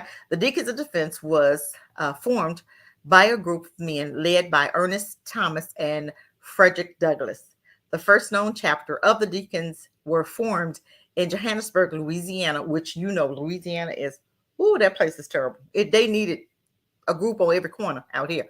In the mid 1964s, by 1965, the Deacons had mobilized to form more than 50 chapters throughout Southern America. Wow, that's good, you guys. The members of the Deacons. Now, these are the people. Let's just look at that. Okay, maybe we need to look at that. Maybe we need to get back to pictures of when Black folk was in charge. When Black folk didn't take no mess. When Black folk was like, "Look, you step on my toe, you know what I'm saying." Was talking to white folk, not to each other. Okay, we didn't trust white people. We band together here. We was marching. We would get together and we would make things happen. They weren't just standing there. They was making some things happen. Okay, we was giving them white officers a run for their money. So that's when they start putting that drug in your food to make you docile. Now we just look and be like, we'll be all right. It's the way of the world. Ain't nothing we can do.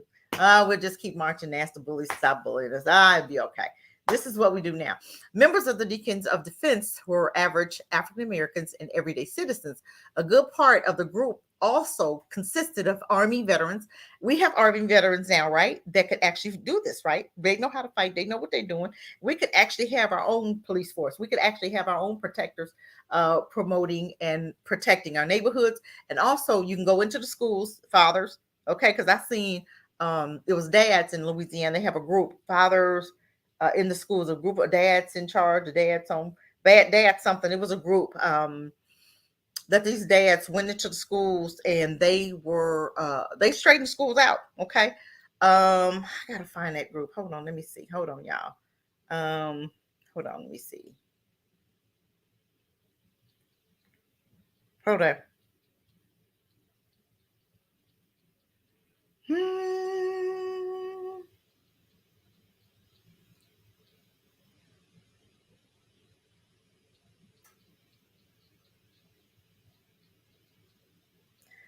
I don't know what the group is called. Hold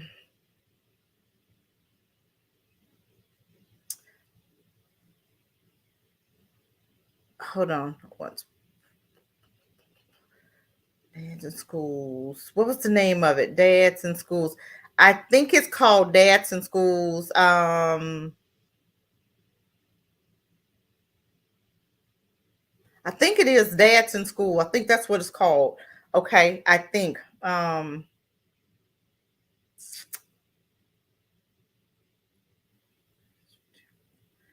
on. I don't know. I don't know if that's the black one or not. Hold on, you guys. Well, there is a in Louisiana. It was a Louisiana in LA in Louisiana. And I don't remember what it's called, but there were dads. The school was really super bad, and the dads started patrolling the schools. The dads were coming back around schools, and they had, I mean, they straightened the school out. Okay, I don't remember what it's called. Um, Dang, I hate that. Oh, you backstage. Let me see. Let me come up here. Thank you, forecast. Okay, thank you, forecast. Let me add you on. You know, I couldn't see you. Thank you, though. Hey, forecast. What's going on? Hey, Cassandra, what's going on? I'm good. I'm good. I'm good. Got something to say? Go ahead. I'm gonna give you the floor.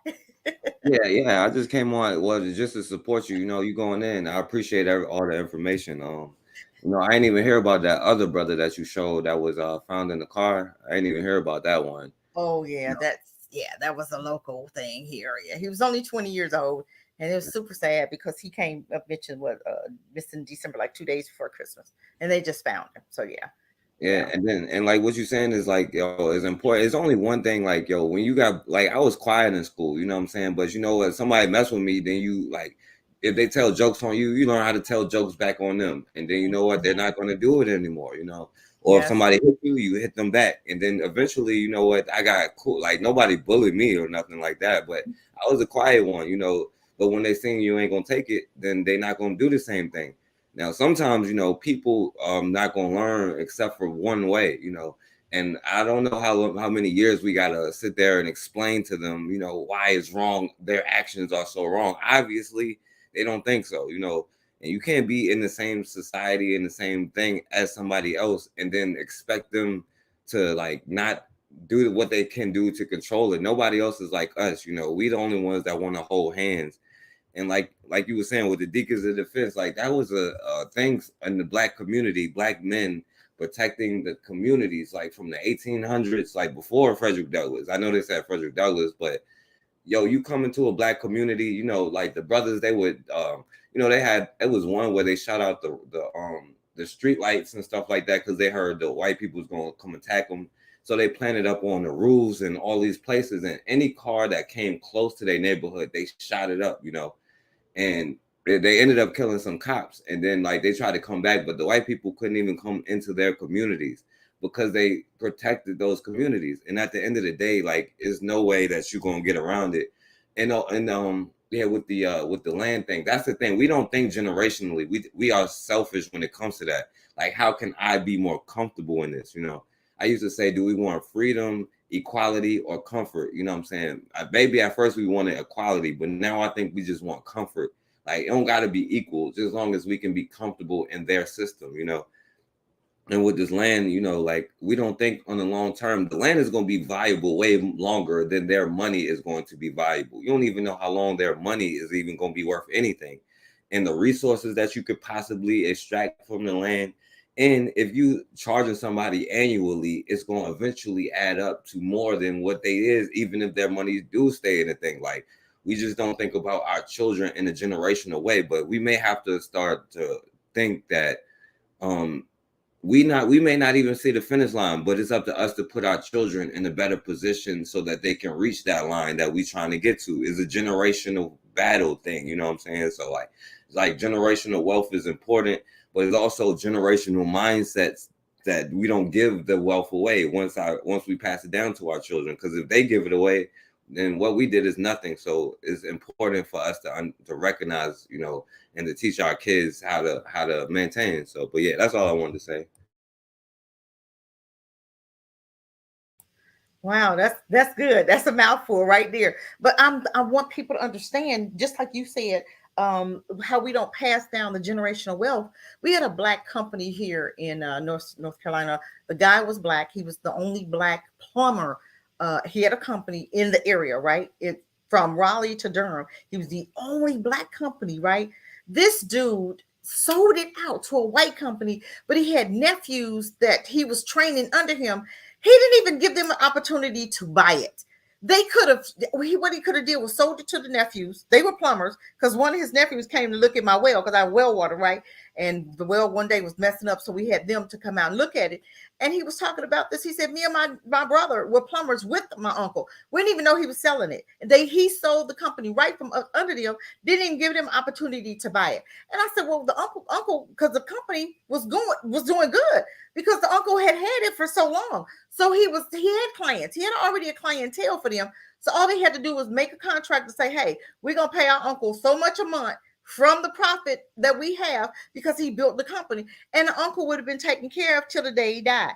He sold the company for probably maybe what, $3-4 million. He got nothing. I'm like, are you serious? This uncle sold the company for much of nothing, just so he could live out his little retirement, and didn't pass nothing down to his nephews. That was crazy. I don't understand that. So where do you think, let me ask you a question, forecast.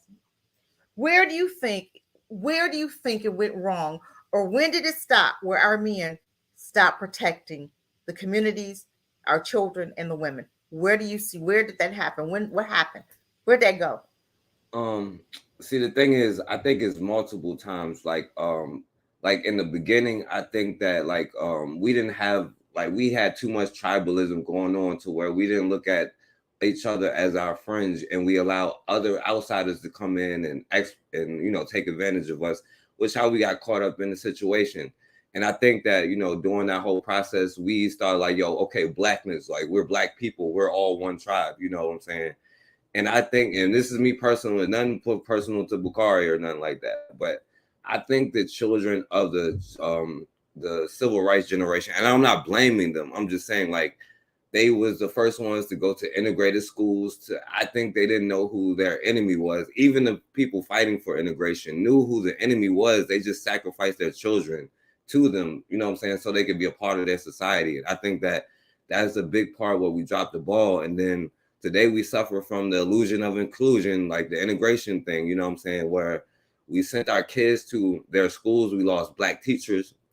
Not only hurt the kids, we lost the teachers, you know what I'm saying, that could teach their children to be proud of being who they are, you know. And I don't blame them because they was children at the time, but I think that they was taught to be integrationists, you know what I'm saying. And so they look at other Black people like, you know what I'm saying, well, you holding us back from being included. It's you in words, you know what I'm saying.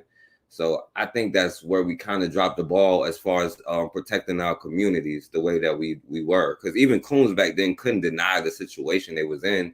They just be mad at other Black people. So, but yeah. I hear you. But how about this? We had everything, but we lost everything, right? We had everything. So when MLK came to us and said, hey, we are, had a dream. But did anybody, and I was one, the civil rights babies, we were like integrating. We were first, when I went to high school, we were first like getting into it with, like white and Black. Okay. But still, even we were still separated, because in our school back at, when I went, and this was like in the 80s, we were still kind of like, still different. We were still segregated because even in like 2000, when my daughters went to high school, but went to their school and they still had a separate cafeteria. This was like 2000, 8, 7, 8, 9. And I went to the school and I said, why do we still have a separate cafeteria? You had a white cafeteria, you had a Black secretary, and I couldn't understand that. So, the principal's like, well, we tried to, integrate. We tried to get them to come together and we have so many problems. I'm like, but kids don't tell you. You tell them what we're going to do. This is how we're going to do it. And from now on, yes, it may be a problem for the first year, but once you continue doing something, people get used to it and they acclimate and they'll do it regardless. Just like for Black people, we've been fighting since forever. And now you see where, the men against the women, the Africans against the African Americans, the Jamaicans against the African. We don't see that. Do we not understand how to fight the system? We don't just continue on. We have to start somewhere. If we leave this mess that I'm seeing right now with this gender war, with this white and Black, male and female war to our children, it's going to be a freaking mess. We'll never, it's this year and this right here, we either get it together or we're going to be done. I'm telling you, this is not good because we have people that's like, you'll say one comment on Facebook or on YouTube, and you'll have one comment that they'll say something about to start the conversation about as far as men and women divide. And you'll have one person say a comment and that thing will swoop through the whole conversation. And it's like, are you serious? What in the world? When are we going to get it? When are we going to understand their tactics? Because that person is sitting behind a computer with looking like a Black face, but that could be a white person typing. And we never look at that. So we'll argue all day long about men getting passports to go to wherever, Japan, to get a Japan wife or a Japanese or Asian wife or whatever. But we never really understand, where did this fight start? Where did it all begin? And how is it that we can get to the place where we are conquered, that we conquer this tribalism, this individualism, this man against Black man and Black woman against this war that we have going on. And it's getting worse because I'm hearing Black women say, we don't need our men. Who else says that? I've never heard the Chinese say that. I've never heard white women say that. They'll tell you, you don't need your man, and then they'll come and get your man. But then you will tell yourself, oh, we don't need a man. Oh, I need mine. I don't know about you, but I don't like sleeping alone. I don't want to sleep with my dog. I don't want to sleep with a teddy bear. I'm just saying, I need my husband. So when, hey, honey, this needs to be done. My car needs to be taken care of. The trash needs to be. But it's about relationship. It's about us loving on each other. And I think once we came together with them, everything else went out the window. We thought, we had access. Oh my God, I could date a white woman now. I could date a white man. Well, Black women are just getting to the place where we're dating white men. Okay, now maybe what, a couple years ago. But at first we were sold out on sticking with our men. Where did it? Oh, how do we fix it? How do we fix it? I think the only well, I think the only way you're gonna fix it now is like with the children is getting in control of your kids' minds. Because I think like you're not gonna be able to convince people that's already here, they got their minds already made up. You can show examples, you can like debate, talk to them. I don't like I even like, I can't I disagree with like with Cynthia G and all of them but I listen to what they say and I get certain parts of the argument because like for me, like, how could I say something? And we don't have an institution designed to protect us, which is my job. You know what I'm saying?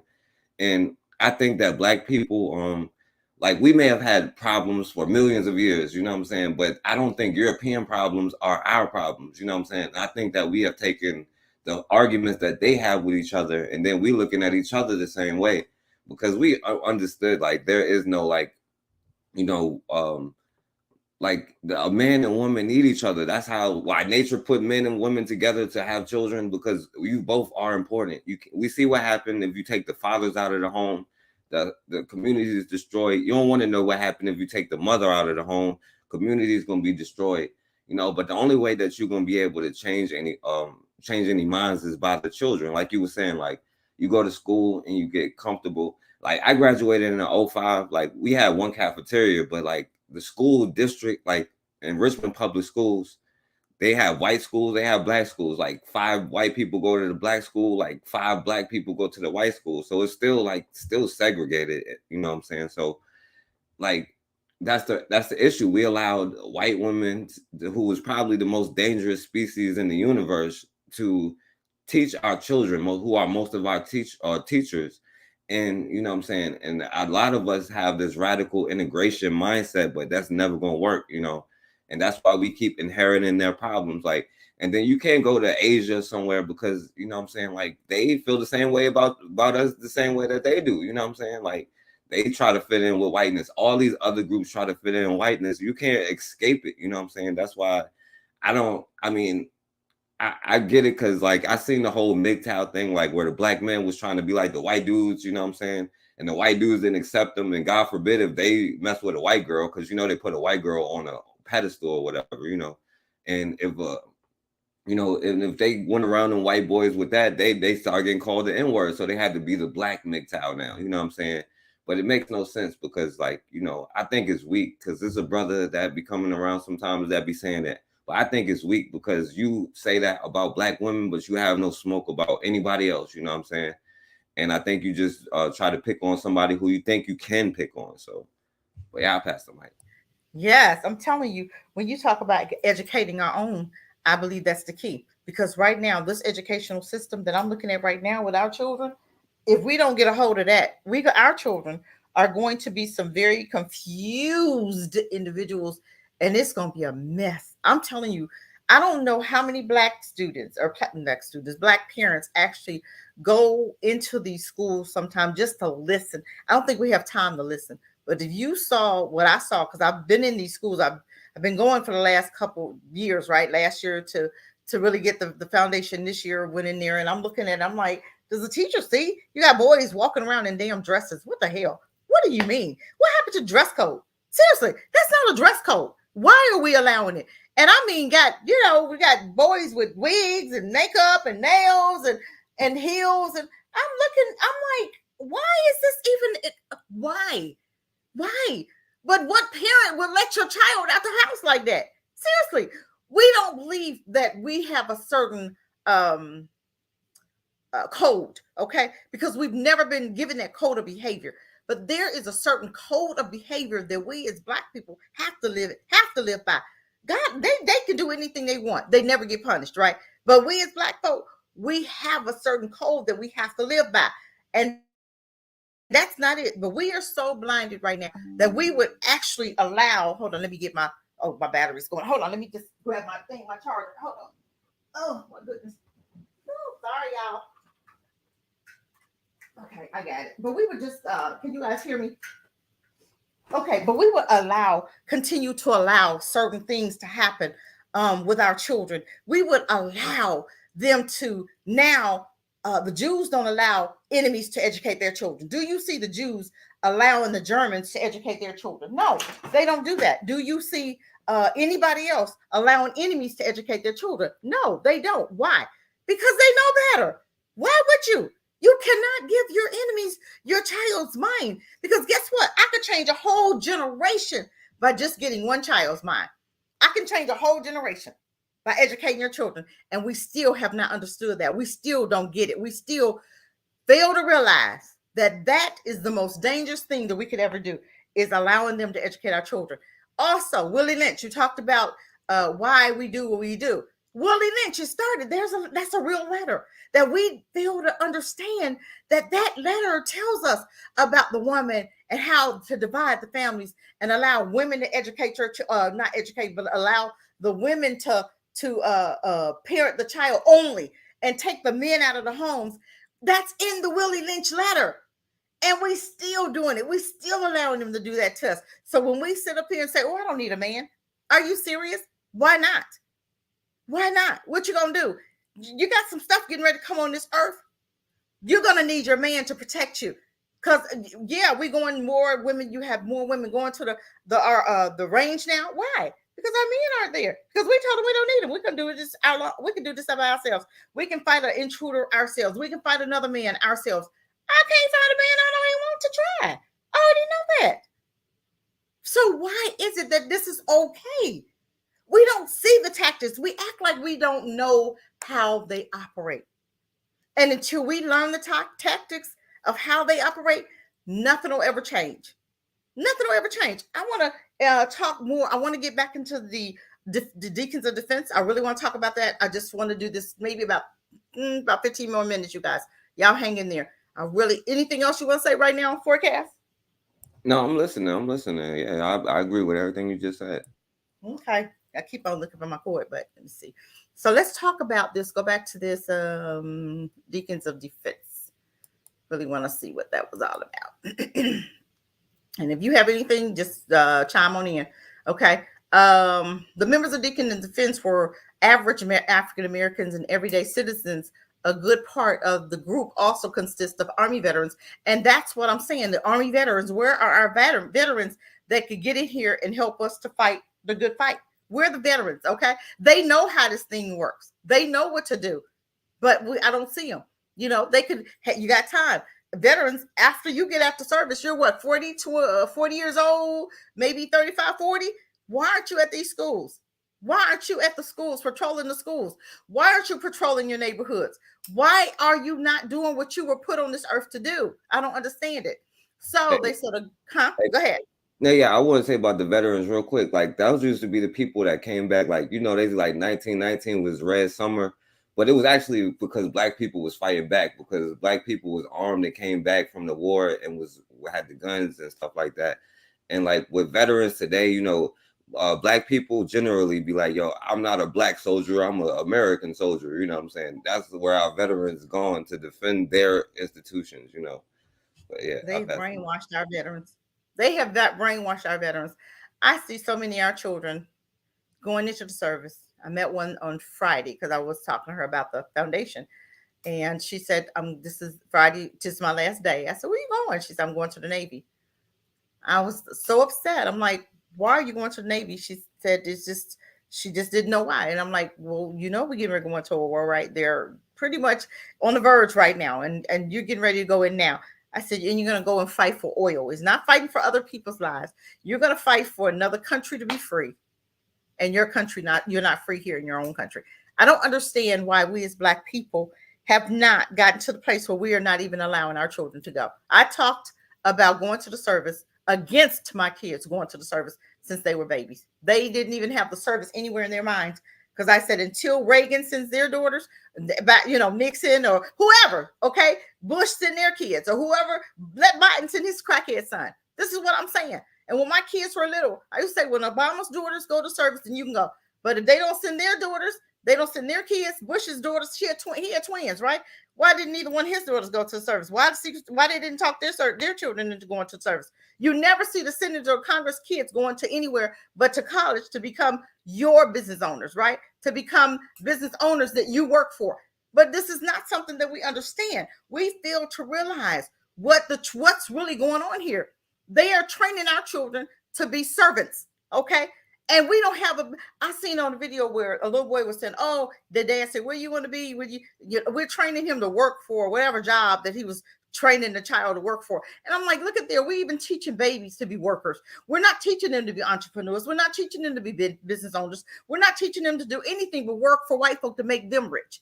We're not even teaching them how to support their own, because you'll see a black-owned business and be like, and turn your head and go right on back to Walmart and give them that stimulus check instead of you spending your investing it, instead of you taking that stimulus check and buying something that you really need, like investing in land and getting you, if you want to buy, a down payment on a business or something.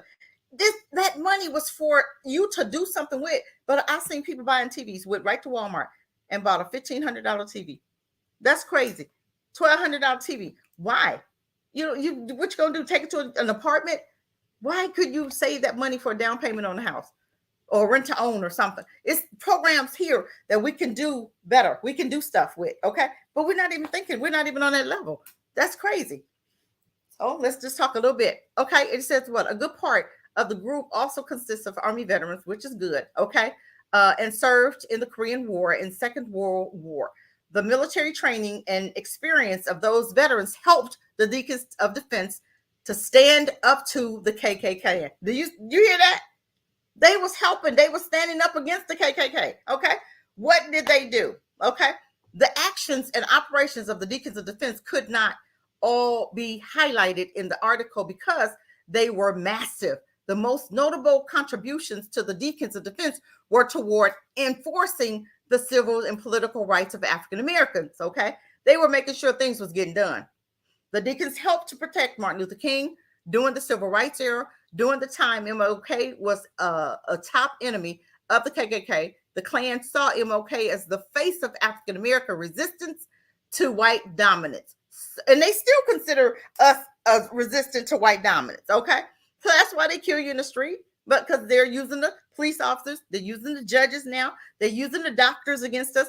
People don't even understand. They're looking for these white sheets. No, these are your people that's in your law enforcement, people in the judges, judicial system, your medical system, your housing, your NAACP. Those are people that they're using against black folk, okay?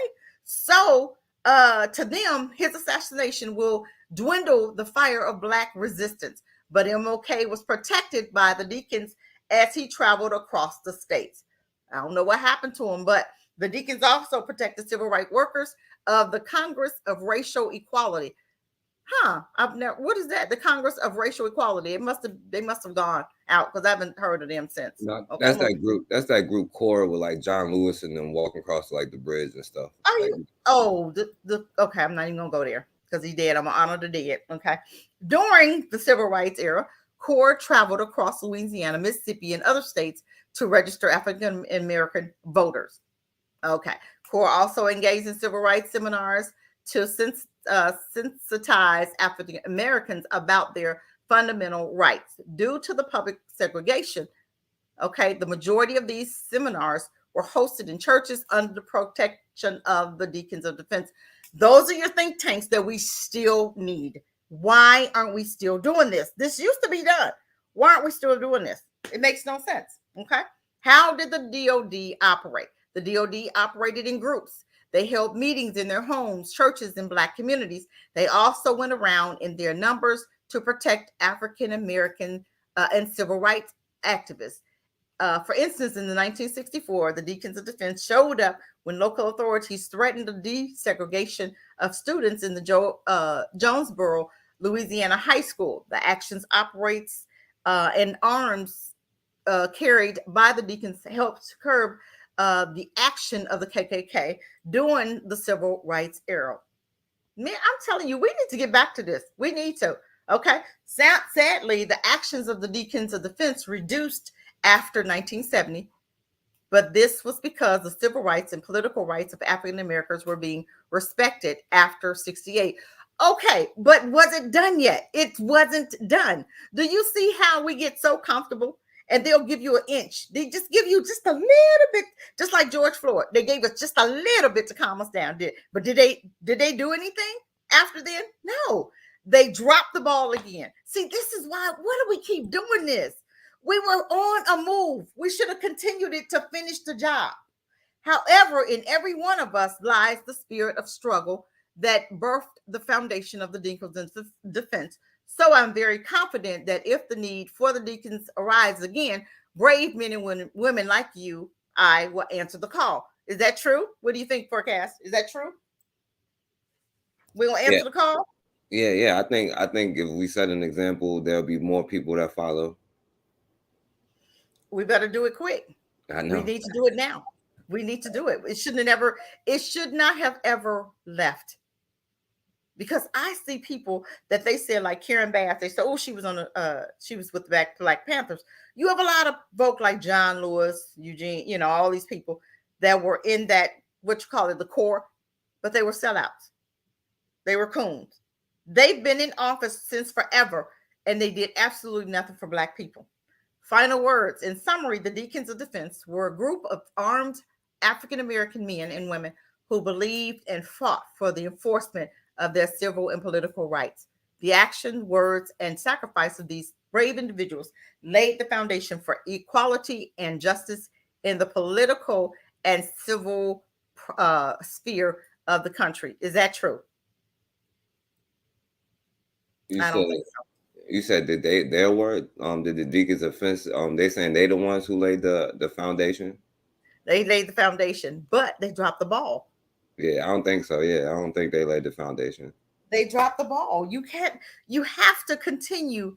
You cannot start something in America. They'll start it and then they'll stop. I'm gonna stop sharing right now. I'm gonna come back over there because we can't. We have to get to the place where you got to keep stuff going. This could have been, what in the world? This thing is crazy. Sorry, y'all. This thing is crazy. But you have to continue what you start. We are so busy. We'll start, then we get comfortable, then we get tired, then we back up, then we do all, we cannot get to the place where we're tired. We got to keep this stuff going. What are we going to do? Where are we going to go from here? Why not resurface? We have veterans that are listening, veterans that'll come here, that'll listen. Why are we not continuing on? Like, why are we not creating think tanks? Why are we not continuing where the Deacons of Defense left off? Because they're still needed more so than ever before. And I do believe that that's what NFAC was doing. And you see what they did for him. But my thing is, if Black folk had stood when they first arrested him and started blowing up some stuff, if they had started like, and I'm not condoning violence. I condone justice. I always say this. So when they bother my brother, Black folks should have rose up nationwide, globally. When we start rising up to fight for our own, I guarantee you they'll stop doing what they're doing. I guarantee you they would have let their brother go. They was waiting to see what Black folk was going to do. And after Black folk would not support NFAC, because this dude was talking about freeing Black folk now. And every time we get somebody that'll start thinking about helping us to be free, we'll name it as an agent. We'll say, oh, they're an agent. Oh, they did this. We get negative and we don't even understand that we do that. And I'm like, prove that he was an agent.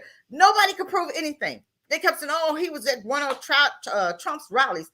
I'm like, because the dude was running for president, nobody knew. He was independent. Nobody knew that he ran for president. Nobody knew that he was running independent. So yes, he was trying to corner Trump. And he talks about that. So the ones that was really following him, that really went in on some of his speeches and really spent time listening to him, we understood why he was at Trump's Trump's political affairs. We saw. Because they said, oh, he was sitting right behind Trump. Him and Trump was working together. No, they weren't. He told people why he was there. But this is what I'm saying. Anytime you have a Black person that's trying to stand up for freedom, trying to stand up to help you to be free, Black folk get scared. They want to run. Oh my God, he gonna cause us to die. Dummy, you're dying anyway. I don't understand when people sit up there and they be whining and talking about, oh my God, he gonna bring stuff there. That reminds me of the biblical verse where Moses was trying to free Black folk, right? In the days, and they was trying to, free them out of Egypt, right? And they was like, oh my God, he gonna make things hard for us. They gonna, and I'm listening to this, and I'm like, who does that sound like? How come we don't know who was marching in those 40 years? Why we don't know? How could you miss it? How could you not understand? How could you not see it? We do the same thing now that we was doing then. The same old complaint, the same old conversation. It never stops. It never stops. You got any last minute words, forecaster? You want to add to any of this that we did today? Yeah. What you saying is the truth. Like, yo, I'm not even extreme. People call me extreme. I'm just right. Like, I'm like, yo, you could just build on your own stuff. That's not even extreme, but Mm-hmm. you're going to have to defend yourself. Like, black people, even the ones who say I'm not black, I'm American. Well, America spends the most money on self defense, more than anybody put together. They put like we not. That's why I don't even say like violence or nothing. Like, we ain't saying nothing different than George Washington told America, and they put him on the side of a mountain. You know what I'm saying? He said, "Fight for whatever, liberty or death." You know. Mm-hmm. And as far as what we got to lose, like, yo, you don't have your language, you don't have your who is your great granddaddy. You know what I'm saying? What's his name? That kind of stuff should piss us off. The diabetes in our the lack of food, the resources, and all of that. That should be enough. You know. And the only one thing I see us get together for 10 minutes on is when we see somebody dying, you know what I'm saying? But it shouldn't even get to that point. But like even what you were saying, like with the kids, you know, like that's why I was like on the last live I did, I was showing like, you know, us protecting our kids. That should be the straw that breaks the camel's back every time. But as long as you allow them to throw your kids in the gas chambers, you know what I'm saying? They know you weak, you know. And that show was showing how the teachers target black boys. They do all of these things to make them think that anything they do is disobedient Yes. and they're delinquent and that they shouldn't have no kind of rebel or just asking a question. And that affects them growing up into teenagers, and then they have this self-hatred where we spread the guns into our own communities and do it to each other. But black people globally need to turn the gun from inward and point it outward, you know what I'm saying? And take it to other people and not to yourself, you know, because then we grow up to be men who like want to fit in with something that we can't fit in with. But you take the root out of anything, it's going to die. So if it's built off your destruction and you take the root out of that, then it's going to die. And they're not going to let their system die. You just need to build your own system to protect yourself, no matter who it is. And the last thing I'll say is, you can't be on the top holding hands with everybody else. The top is a very small place. And heavy is the head that wears the crown, but it's heavier to have the dude with the crown on his head with his foot on your back. That's even heavier. So I'd rather have the crown on my head than not. So, but consider you the truth, and shouts out the rum in the bush and everything you do and you say, because you know that's why I got to support you. So Thank you. I appreciate it. I appreciate it. And thank you for coming on. I appreciate you, bro. I do. I appreciate everything that you're doing because you are doing an amazing show. I'm telling you, I have enjoyed everything. Every time I'm looking, I'm looking. There he is because you're talking truth. And I'm telling you, it's so sad how we as Black people cannot learn how to support each other. When we hear talk like what we talk, and it's considered being racist. When we call them out for the way they treat us, when we call them out for shooting and killing our babies, when theirs live, when Peyton lives, but then you'll have a young lady that went into Walmart who was trying to get some attention, could have been dealing with mental illness, and they said, "Oh, that sister should have died because she." How is it that yours should? They have you so brain messed up to where you believe that every time yours face the law enforcement that they are supposed to die when theirs don't, and nobody said anything. Peyton didn't die. He killed 10 people in a supermarket. Dylan Roof didn't die. He killed 9 folk in the church. I might have it backwards, but still, you know what I mean. But we look at ours when Michaela, I remember Michaela had a knife and she called the police. Michaela, remember the 15-year-old who the police officer shot 4 times in the back, 4 times. Couldn't get a taser, but everybody heard Black people saying, "Oh, she should have died. She had a gun. She had a knife." I'm like, are you serious? And that gives them permission to continue murdering you. And we don't understand how much permission we give them every day when they make statements and they do stupid stuff and we agree with them. They'll come on your live and say one stupid thing and look like it's a black face and we'll jump on board with it. And I'm like, no, you guys, we have to start learning their tactics.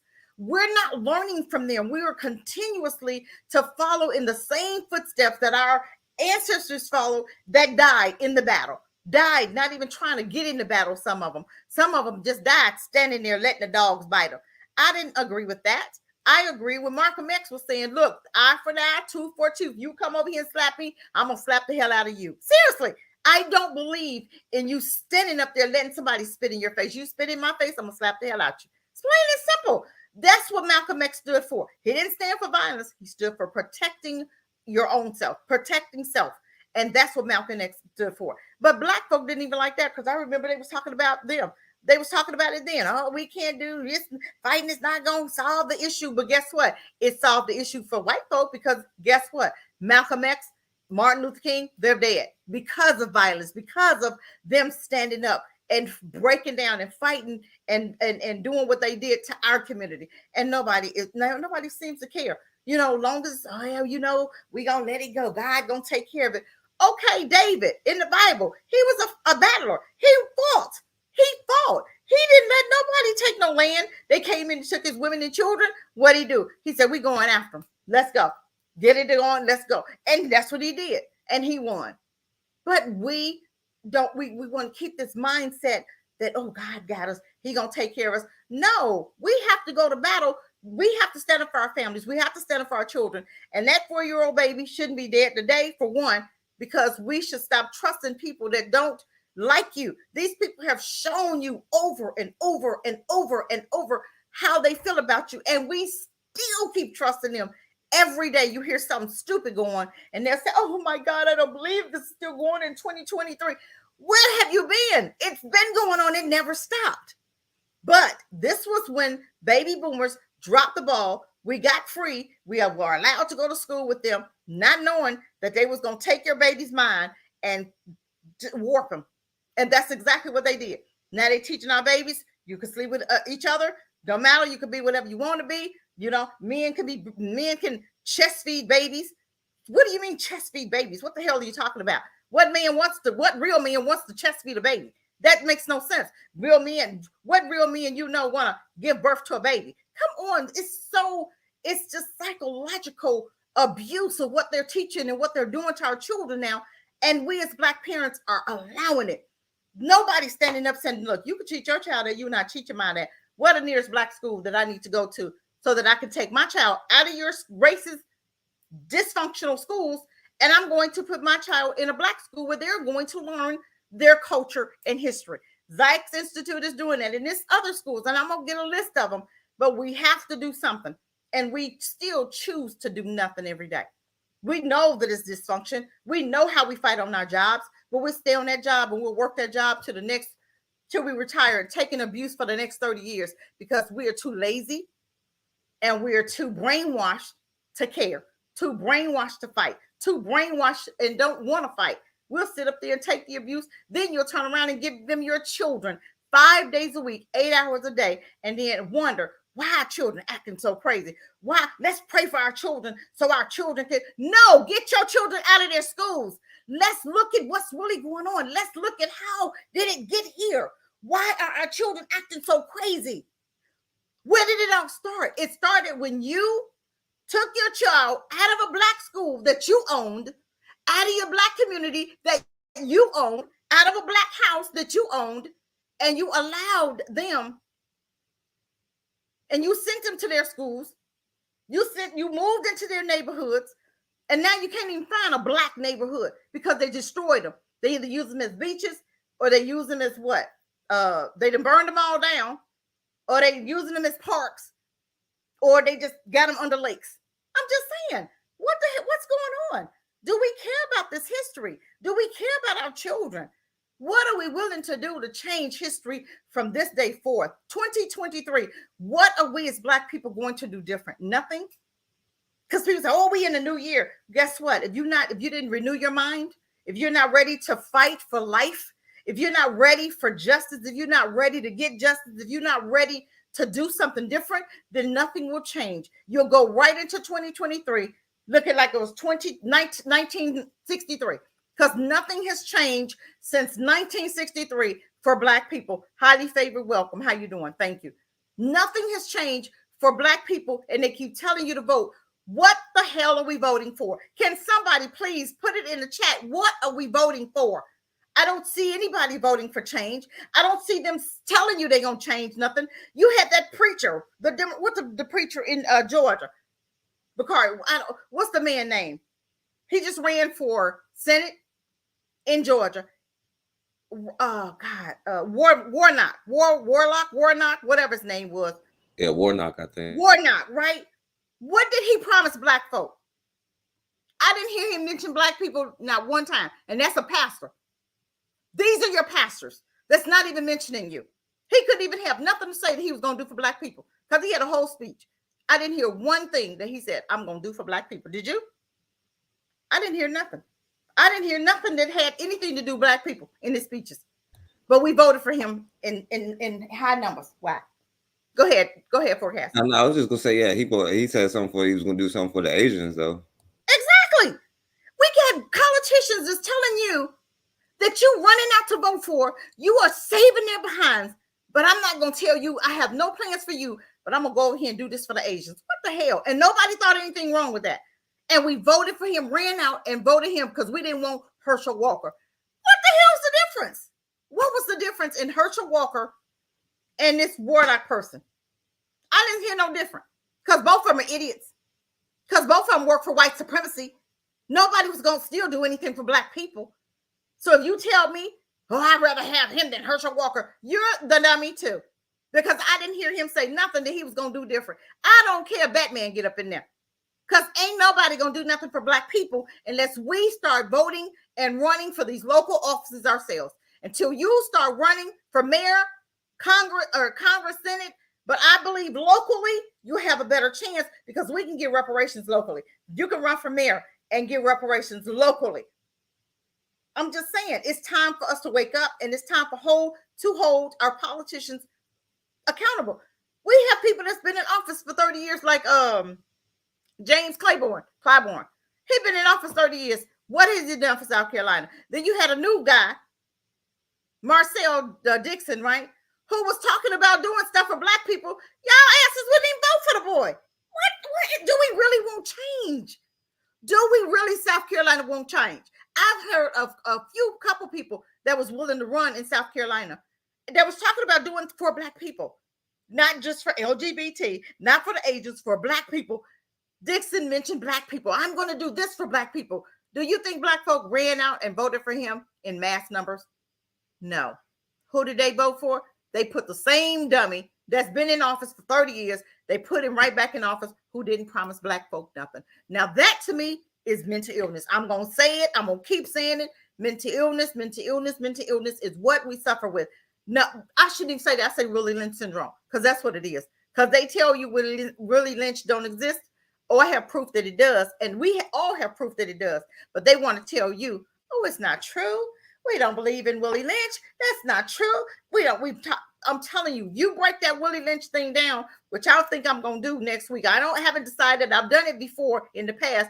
But I'm telling you, I read that thing and it talks about the women, the men being out of the home, the women being in charge, and them creating our boys, teaching our boys how to be weaker and weaker and weaker. And that's what I'm looking at right now. Our boys, I don't even know what to say. I can't tell. Sometimes I ride down the street and I look from the back, and our boys look like girls and our girls walk like boys, and I can't tell the difference. Then you turn around, I still can't tell because either they ain't got no hair and I don't know. I'm telling you, what we're looking at is serious. And if black people ask why, welcome. You said the little D and the little R behind their names cause people to vote this or that way, and not just mayor, police chief. They run on the ballot too. Yes, we have to understand. Locally, we need to be getting rid of some of these judges. We need to get rid of that judge that told you that woman that murdered that baby, the 4-year-old baby, even the DA, the prosecutor, we vote for them too. You need to get rid of some of them people because those DAs are the ones that's telling you, no, we're not going to press charges. You're supposed to be helping me. I voted for you. If you can't do what I asked you to do, and that's to protect the black community, then you need to get out of office. We need to vote them out. The man that told us in who was the DA, Cameron in Missouri, that still has not done anything for Breonna Taylor. He should never, ever be able to hold another office. Black or whoever, I don't care. But we already know who he works for, right? But we still allow him to remain in office. Why? He's running for governor of Kentucky, right? What we gonna do? You're gonna run and vote for him because he's Democrat no matter who. Are we serious? What is going on here?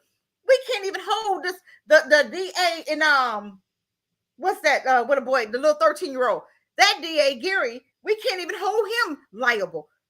He told you, I'm not going to prosecute because the white man, the little creep that shot the boy in the back, told me that it was self-defense. Oh, really? You need to be out of office also. We need to start holding these judges, these DAs, these police chiefs, and anybody else that we can vote for locally. If we look and see them on the ballot, you need to do research on them before you go in them ballot boxes, and you need to be voting them out. Why are we allowing these judges to be in there 5 and 6 years, 4 and 5 terms, and they're not doing for the community? Because these judges are the ones with these private individual jails, right? CCA, private institution. I worked there. Private correctional institution, making millions off of how they are housing inmates.